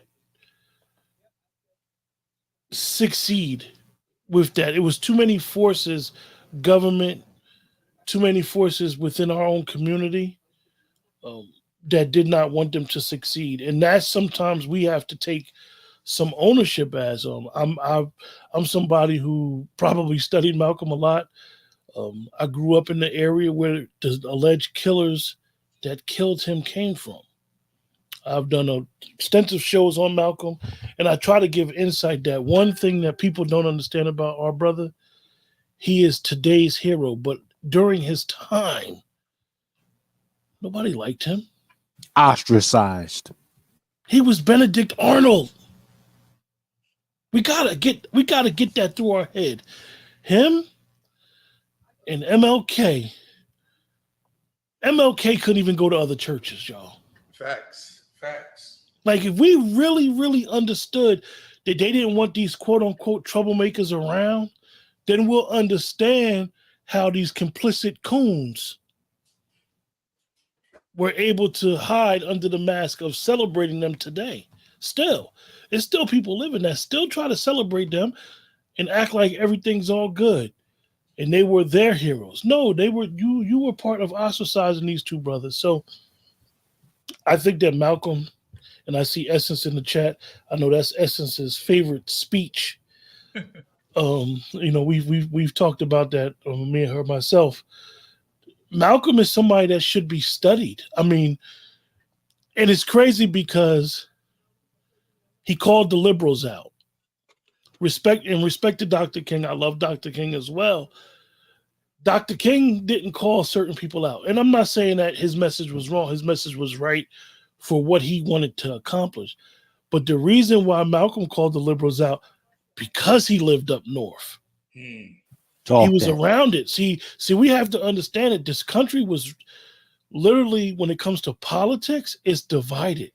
Blue states, red states. But it's divided in thought too. So Malcolm said, yo, they the same bird. And that's why, Brother Q, I've been saying we have shared history, but we ain't got shared experience. Come on. Okay? Mm-hmm. Black people have literally forsaken their experience just to say, I'm American. Come on. And that's suicidal. Because what you do, you are, forgive my words, you're shitting on our ancestors' struggle. I said earlier, we're living in the words of Dr. John Henry Clark, who said that the people who don't respect their ancestors, their offspring won't respect them. Just think about our youth. Hold on, Brother Juan. You ain't got no sounds over there. God damn it. You need sounds. You need sounds. There we I go. got some for him. Give us some damn sounds. I got some for him. He playing. He out here playing. I'm going to get some sound. There we go. Come on. Let's go. Come on. But that's what gets, again, brothers, I sit back and I watch and I study and I watch and I study. And I really don't say a whole lot because I'm thinking. Because when it's time to make that move, I'm making that move. I'm all in with the move. But I'm seeing the people, again, who, look, you don't sacrifice your experience because you want to identify with your oppressor. Because I ain't forgot, in my veins, the memories are still there. And then, Brother Juan, on a global scale, Malcolm, the black nationalism, it was totally correct. And then our brothers from the diaspora are supposed to teach us, even though some of us know about the tribalism that they go through in Africa. So we understand that in the land of the blind, the one-eyed man is king. So you got to know that law of the land where you're going. But Malcolm, man, to look at him, and we always got our historian, Dr. Short. When you look at, and I'll say it, this is all on me. This is nobody else saying it. When you look at what their family's done after they've been slain, it's really sad, man. And because look, I get it. You lost the patriarch. Your husband, your father, gave the ultimate sacrifice for their people. However, that spirit should be all up in your blood. Watch this. I've been saying this. I'm going to say this too, that the relationship between the parent and the child, it is not reciprocal. It's not. You would want them to maybe carry that torch. Some will, some won't. Yeah. And in spite of what you pour into them, you never know who's in their ear. And yes, what the families have done with the legacies of both Malcolm and Martin. Well, with Malcolm, the daughters, oh my God. Those are girls. So I'm going to get them a break. And I apologize for even bringing it up because when that's going down a whole different rabbit hole, and you wind up, you by criticizing them, critiquing them with an objective eye, it hurts because now it may seem like you're being critical of that person's legacy. We are the recipients of When he was speaking in 64, he said, I'm speaking for the 22 million Negroes. Okay? 22 million Black Americans. I am a product of that 22 million. Okay? Okay. Green screen is gone. Let's go for it now. I'm a product of that 22 million, man. Hey, Chef J. Yeah. Now I ain't cooking with grease. My thing is, look, and I have an obligation. I just have an obligation, man, to speak for our people. Yeah. And I have an obligation to call out the traitors. And see, you know what, Juan? I think a lot of people believe now. We know that we fighting, we arguing, we advocating, speaking for the liberation of our people, Right. to be treated equally, fairly, to quote unquote live the American dream, right? As a whole, not in. And see, this is where people get confused. They think you can live that life from, or try to live that life from a personal standpoint. But when you talk about the collective, one of the things that we have to realize that even the time that Malcolm, and this is the lessons from Malcolm days to now, they were in a minority. We got more coons than we got people that's sincere, that's fighting for our people. And I don't even like to use the word coon. I don't even like to call people that, because I know what treasonous people should get. And no matter what land you in, no matter what country, treason only has one punishment. So I say that to say, sometimes before we could take a step forward, we have a lot of house cleaning to do. And I know when you see podcasts, you'd be like, oh, why the podcasts always coming down on Black brothers and Black sisters? Because you have to, as you always say, Brother Juan, it's going to be some carcasses getting stepped over. Facts. It's not personal. It's not. It's not. So, Q, drop a sound for that. I don't know what to give me say. a sound. Goddamn. I don't know what to say.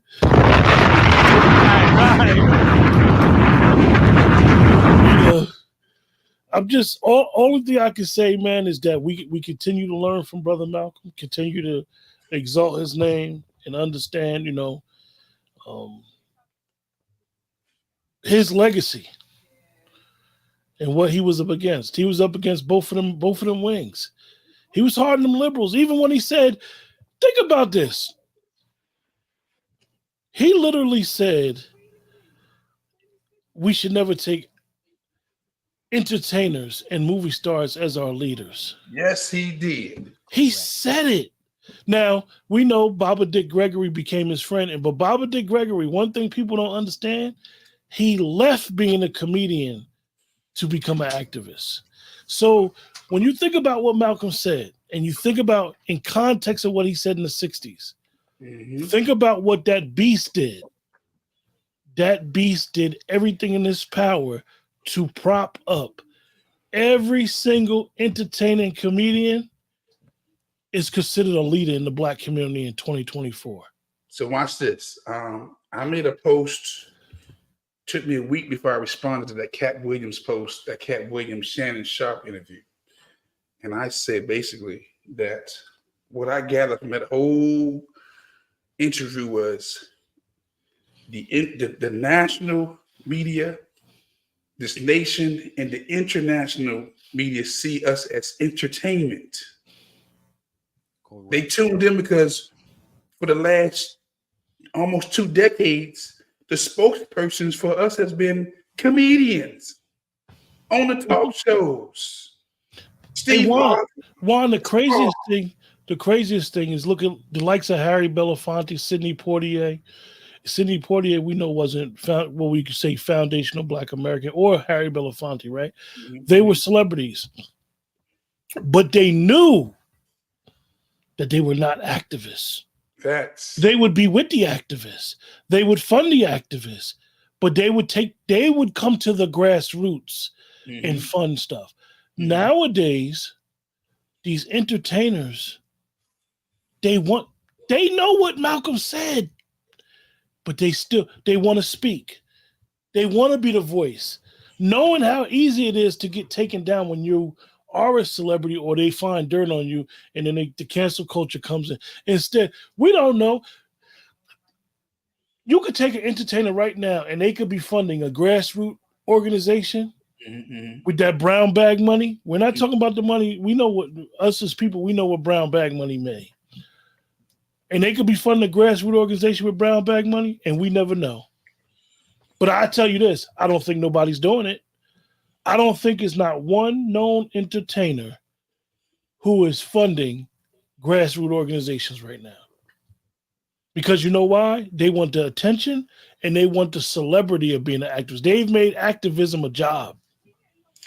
And that's why I have, I've taken some other routes without disclosing them, because I know that, and I shared with Chef C, I've been doing this thing for a minute. And the support from the Black folks is like you don't get it. You got to actually out here create your own venues, your own streams, because they're not doing it unless you're on some old comedian laughing sports thing. They're not doing it because they don't see nothing tangible in supporting you. They don't see, why would I support him? I don't know him. Can I build my brand up by supporting him? That's how the mindset of the people is. They support Facebook, and that's owned by Zuckerberg. Because you know why? People want to be a part of something. It supports Twitter. They don't want to. They don't want to support. They don't understand that. Okay, I'm gonna support somebody who is grassroots, who has some of the same ideas and vision that I have. Mm-hmm. They may need some financial resources, or they may just need me to come on their podcast and show my face, show my support inside. I put in the chat, we have a problem. We're just like any other group. Right. But Black people in America have one problem, major problem. What's we that? don't know how to work together in mutual cooperation and understanding. Chef, you want to add to that? Well, listen. brother, why you got it? You know where I'm gonna go with this. Listen. Niggas don't like niggas. Never have. We gotta understand. History has shown. Who told on Nat Turner? Another nigga. Hey, you know what? Who deleted Malcolm? Another nigga. Who deleted Martin? Another nigga.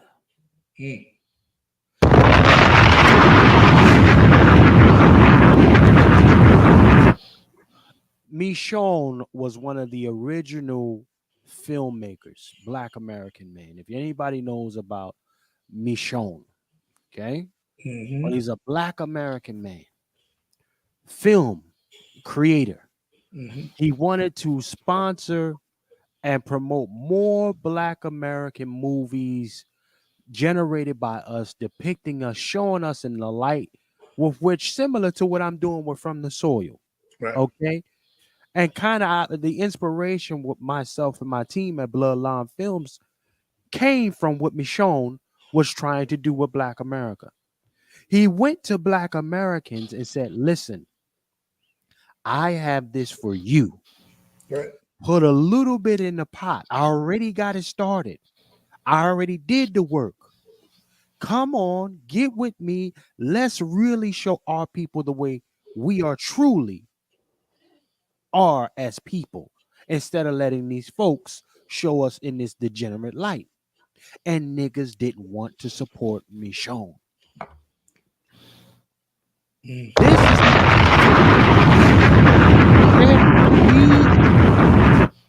If it's not about Casper sliding, electric sliding, whopping, brunching, okay? getting your collard greens, Skinning and grinning. skinning and grinning, catfish nuggeting, okay, dry chicken eating, biscuit buttering, honey butter down to the flow. If niggas can't get their cheesecake or their sweet potato pie, right? Nobody cares. Niggas have wanted to be proximity to whiteness forever. Okay?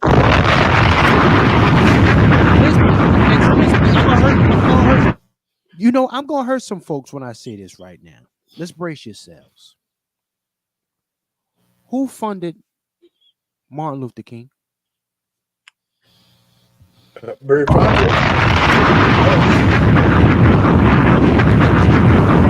Hey, guess what, family?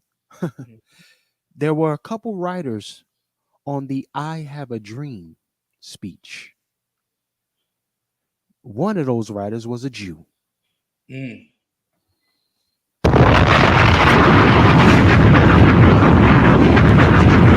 Ladies and gentlemen, the very speech that they bring out every single year, the head writer was a small hat. I think it's time I start feeling bitchy. I've been too nice, too long. Yep, it's definitely time I get nasty. Yeah, Go there. Yo, come on with it tonight. Listen. Go on, be so. Let's go where we gotta go. You about to have me go there tonight.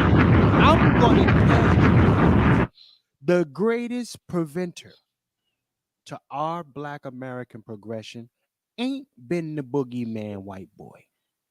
It's been niggas.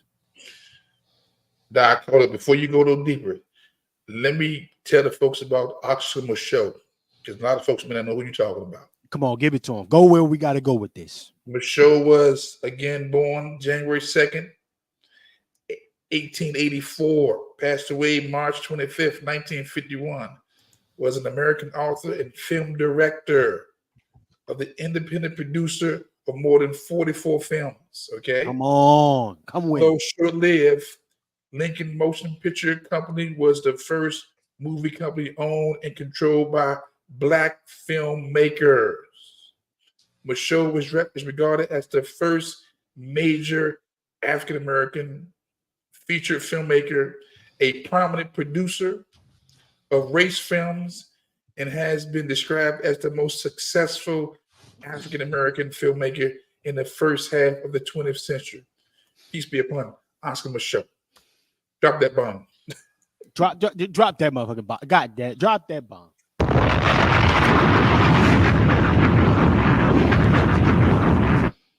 And Michonne, yes, having a history of success despite the lack of collaboration, collectivism from other Negroes. He still went on to create some phenomenal works.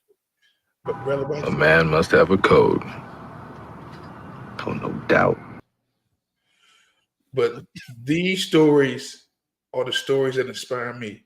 Because every time somebody don't give, every time they don't donate, every time they don't support, you make me think a little different. I really become an octopus. I grow me another tentacle. You know, because I already know if this thing's gonna be done, it won't be done with the support of the folks who we've been trying to help. And if it do happen,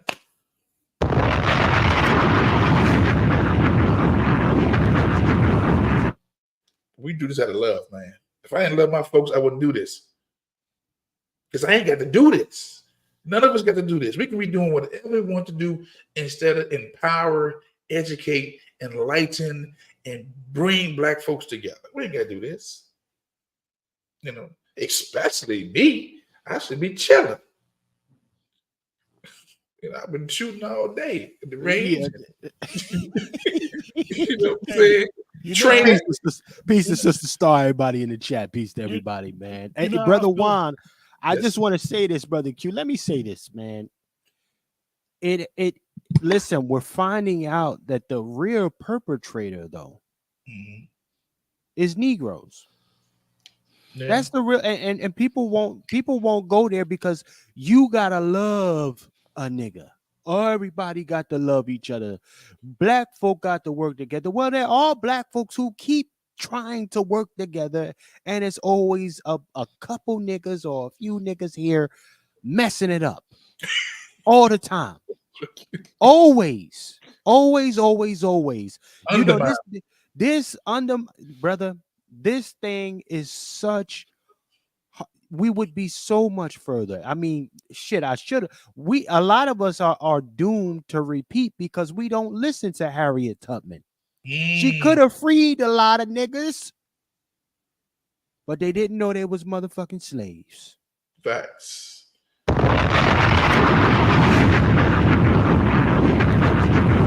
The Star said, "Good evening, brothers. Negroes will change when the cost of being off coal becomes too high." I love that right there. Ooh, that. Come on, Sister Star. She need, brother Q. Sister Star need a bomb for that, because niggas will switch.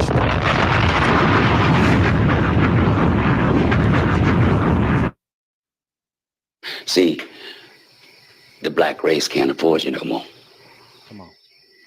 Oh, there used to be a time we'd see somebody like you singing, clowning, yassa bossing, and we wouldn't do anything. Right. Folks like that. You were good. Homie kind of nigga. When they needed somebody to mistreat, call a name or two, they paraded you. Reminded them of the good old days. Nigga. Hey, you know what? Listen, this brings to mind. See, this makes me think of all the Rambo niggas, the Rambo. I die for this. I put my life on the line for this cause. I do everything. But we saw how many of these niggas got squeezed up when the COVID vaccine came through and said, "Nigga, get this shot, or you not putting a roof over your head." Facts. All these niggas Let's say who would die for the cause. The medical advice. Hey, Dr. Fauci had all these niggas sunned up. Dr. Fauci and that administration sunned all of them. Biden came through and said, "I've been nice with you niggas. Now my patience is running thin." You ain't black if you ain't voting for me. You not black. You understand? You ain't black if you not voting for him. You understand? And listen, they was telling, and cats still couldn't wait to get to the Chitlin line and vote for these folks. They said, "Listen, I ain't gonna only do something specifically for black folks." No. and then the pale face dude came out and said, "You are gonna have to learn to work with the Latino." And niggas said, "Yes, sir, boss." Niggas said, "I want the truth. You can't handle the truth." Listen, man. Listen, the truth is, a lot of niggas who quote unquote die for the cause got bitched up by a little weird geek dude that you would have put your foot on at any time when you was in high school, but that motherfucker sunned you up as an adult and told you to get that shit in your arm, and you bitch made then. That's why I can't take niggas serious. You dying for the cause, all right. Get your ass out of here. You know, the measuring stick I use is, you know, if Malcolm was still living, what side would most of these black folks be on? Because they are all in on the blue train. The blue train. Forget the red train. And when I say blue, they all in on that Democratic train. But if Malcolm was still here, and hold up, you know what? Forget that. Let me do something real quick. Let me keep this thing in perspective. Hold on a second. Watch this.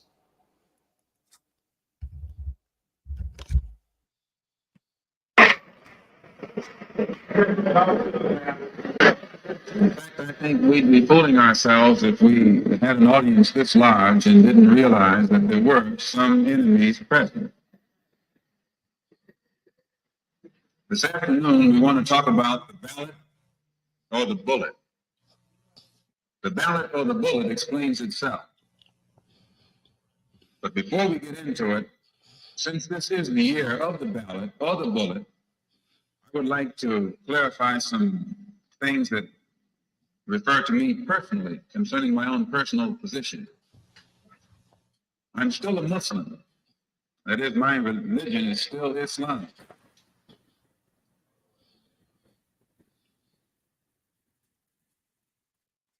My religion is still Islam. I still credit Mr. Muhammad for what I know and what I am. He's the one who opened my eyes.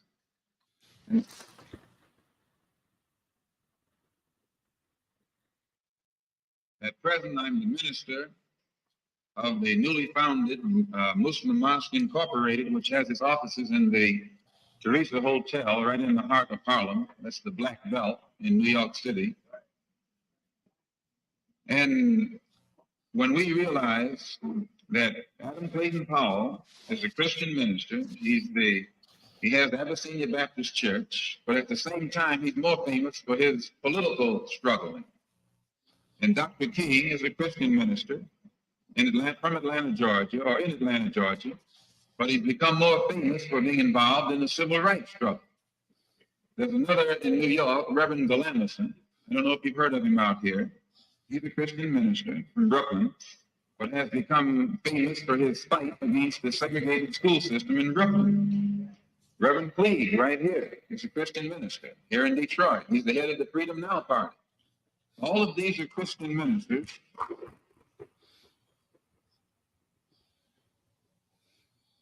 All of these are Christian ministers, but they don't come to us as Christian ministers. They come to us as fighters in some other category. I'm a Muslim minister. The same as they are Christian ministers, I'm a Muslim minister. And I don't believe in fighting today in any one front, but on all fronts.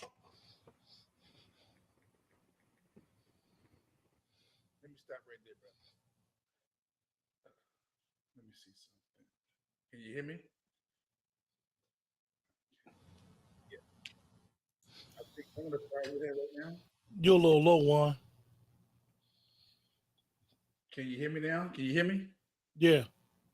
I think one of the problems is we got too many folks who are afraid to fight. They only. It's okay to say, and I understand it, I don't want to die for it. Right. But it's not okay to say that you don't want to live for it. We've gotten to a point now as Black people where we don't think of the collective. We think about everything is me. We're self-absorbed. Me, how can I prosper? How can I live the American dream when you can't? Right.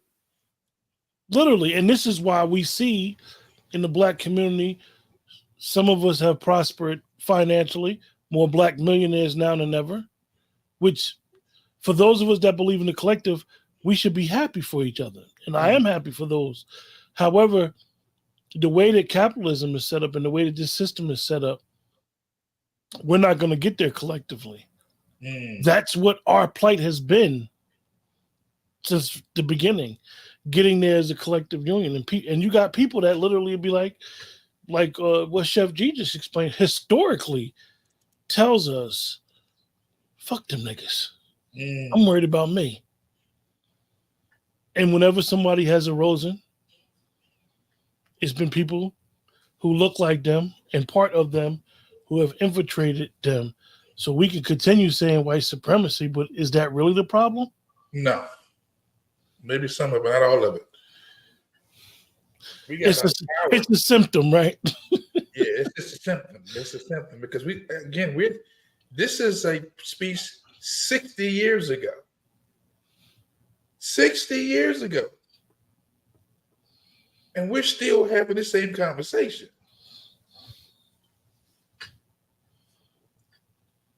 You would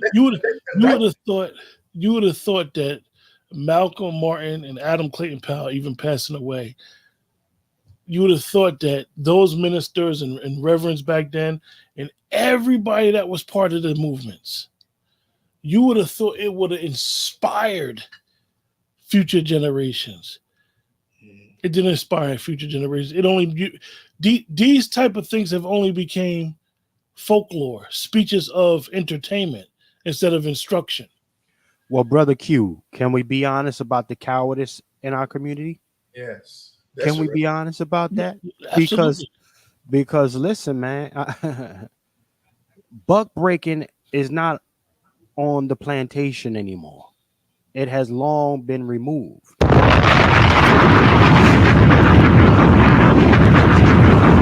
See, in this system, Negroes are still talking about the KKK and thinking about sheets over heads instead of looking at, unfortunately, the police department, your doctors, your teachers, your lawyers, huh? They drop the sheets and put on the suits, right? They drop the sheets and they put on the lab coats. They drop the sheets and they put on a uniform. They drop the sheets and picked up your English literature books and put on some damn glasses. That's what they did. But folks are still talking about the KKK and hoods. Hoods with fucking holes cut up out of it. We got the only time I ever agree with a Jay-Z is when it comes to the way we think collectively instead of living and moving in the way the past used to operate instead of moving in the way that things are currently and are going in the future. We don't operate with foresight. We operate with individualism because the resources have been extracted. And then there's no way of getting them back because the main person that they made you go through first to get them back is your own folks.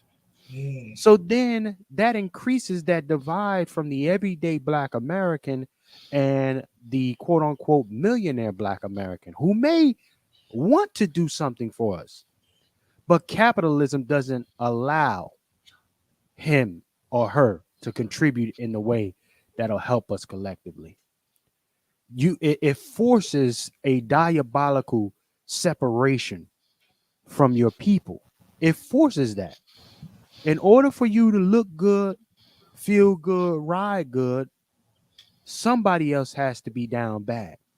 And 9 times out of 10, it's going to be your people, Black America. I'm going to land with that.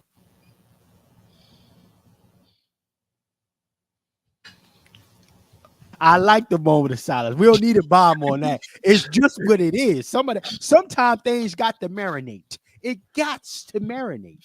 And I'm gonna tell you, this is what we've seen because then the first thing people will say is, why don't millionaires put money behind our grassroots efforts? Right? Why aren't these celebrities speaking up on our behalf? Well, in order to have the things that they value, which are monetary, they have to pick up those capitalistic practices. It has to be kind of succubus, leech like, and in order for them to get where they're going to be. Somebody got to lose, or some people have to lose in order for you to win. And 9 times out of 10, because we have no monetary power. Let's be honest about that. We don't have it collectively. It's going to always be us. And then at the mere fact, see, the crazy thing is people still don't think that we're paying for our own genocide. We're funding it.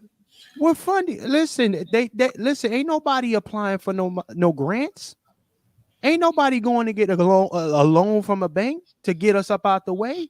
No, they said, listen, you see these folks over here? Well, guess what? I need this up out of you. You forgot to give me that $100 from not filing your income tax this past quarter. I need that about you. And matter of fact, I'm gonna throw some interest on top of it because nigga, you was late. Yeah. But they told you, listen, go to school, get a job, be your own business owner. We're seeing more business owners penalized now than you have ever seen. All types of fucking shit coming down on these LLCs.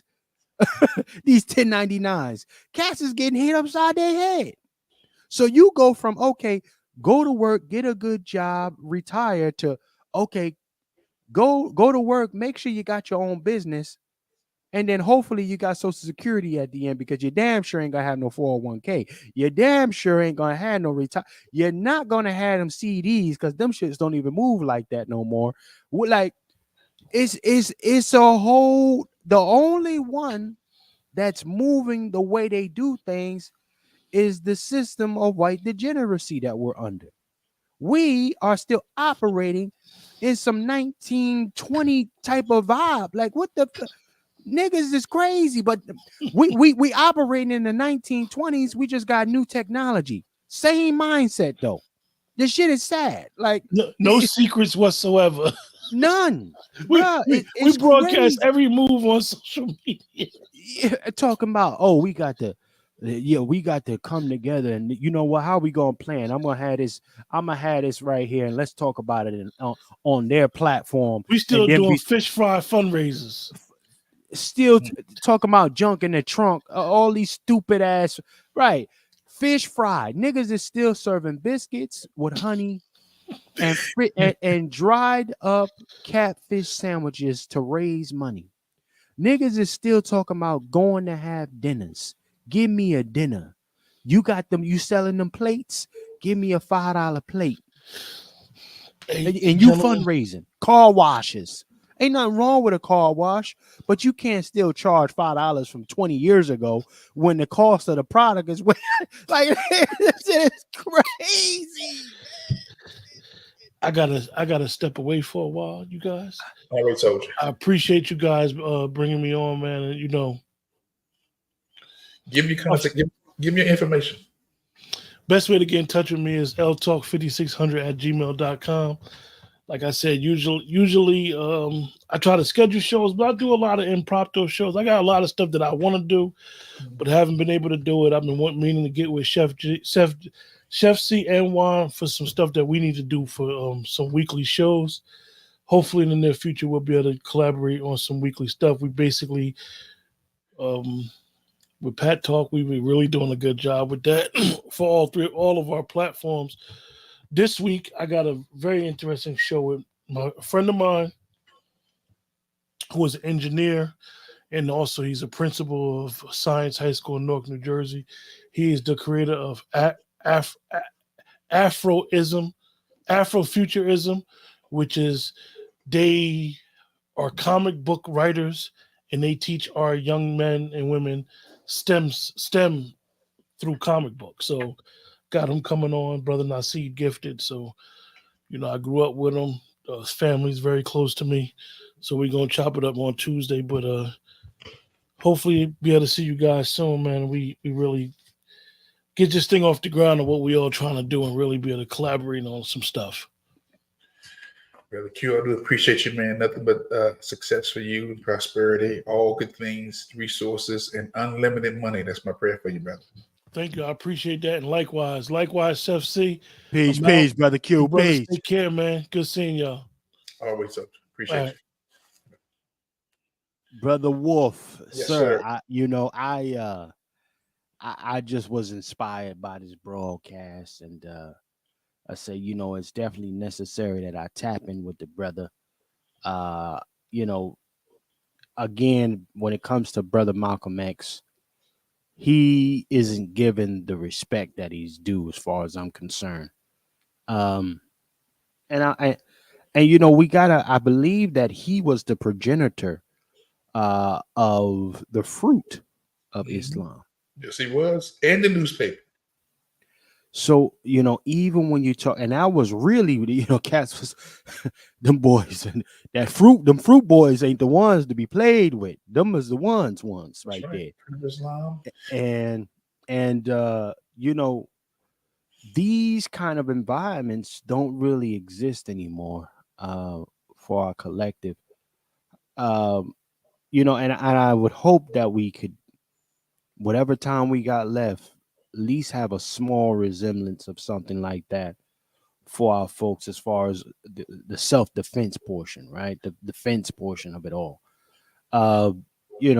We have to take back our communities but don't do it at the detriment of making sure that your home is taken care of first.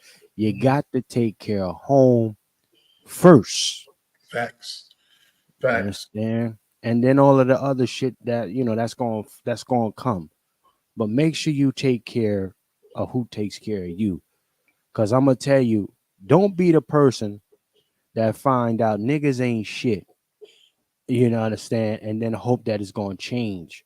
No, do what you gotta do first, and give what you feel like giving, and especially be in a position where you don't need to have it back. Brother, I've lived long enough to see some of the great ones who gave everything. And when they got older, it wasn't reciprocated. Dr. Ben, Dr. Clark.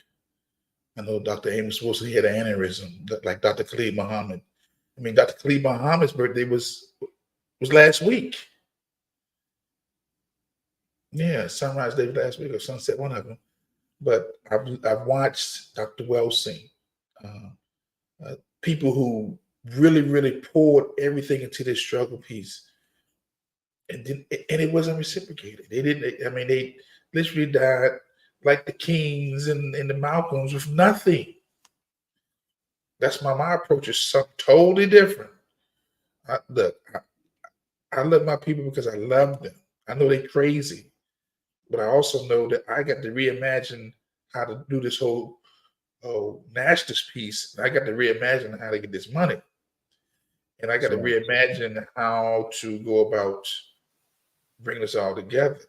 But what I am doing is cutting off these old heads, these boomers, these silent generations, and these the last ones of the great society. Because again, a lot of ours are functioning out of fear. And I mean, I can't do nothing with you if you're fearful. Nothing. You know, Frederick Douglass said it's easier to raise strong children than to try to repair broken men. Come on. A lot of men out here just straight broken. They look like they got it, but they broken their spirit. And so you can't do that with them. You can't. You just can't do nothing with them at all. But I'm optimistic, and I think that we're on the right path, and I think that God is putting the right folks around us to make a change. And we're like a time capsule, one of those ibuprofens and one of those Tylenols. It don't hit you immediately. It's like a little time release on it. So we may not see those results immediately, but you know what? Before you know it, boom! It doesn't hit them. They won't even see it coming. Right. Well, Brother Juan, I am going to be getting off myself as well, sir. This is the law. You got a good build here. You got a solid build tonight. But I'm gonna be getting off. I gotta get up and get with this client tomorrow morning. But sir, this was a phenomenal broadcast. Ballot of the Bullet, Gods and Guns. Yes. This was a phenomenal broadcast, and bringing it full circle as it pertains to Brother Malcolm. Can't allow it to be eluded that this man, he gave it all. He gave it all. And those kind of sacrifices shouldn't be looked at as something you're entitled to for just because of your damn complexion. All right, he gave. Now, what are you going to give? Right. What are you giving? So I want to leave it with that, Brother Juan. And let me give him my platform and everything like that. I want to thank everybody for tapping in. I'm glad my brother Juan invited me to his platform. I am Chef C for On Their Next podcast and From the Soil docu-series. Definitely go ahead and subscribe to me. Check us out. We are doing regular broadcasts on Their Next podcast platform. Pat Talk number 14 will be coming up this Saturday with all the brothers. Hopefully, again, 7:00 Eastern Standard Time.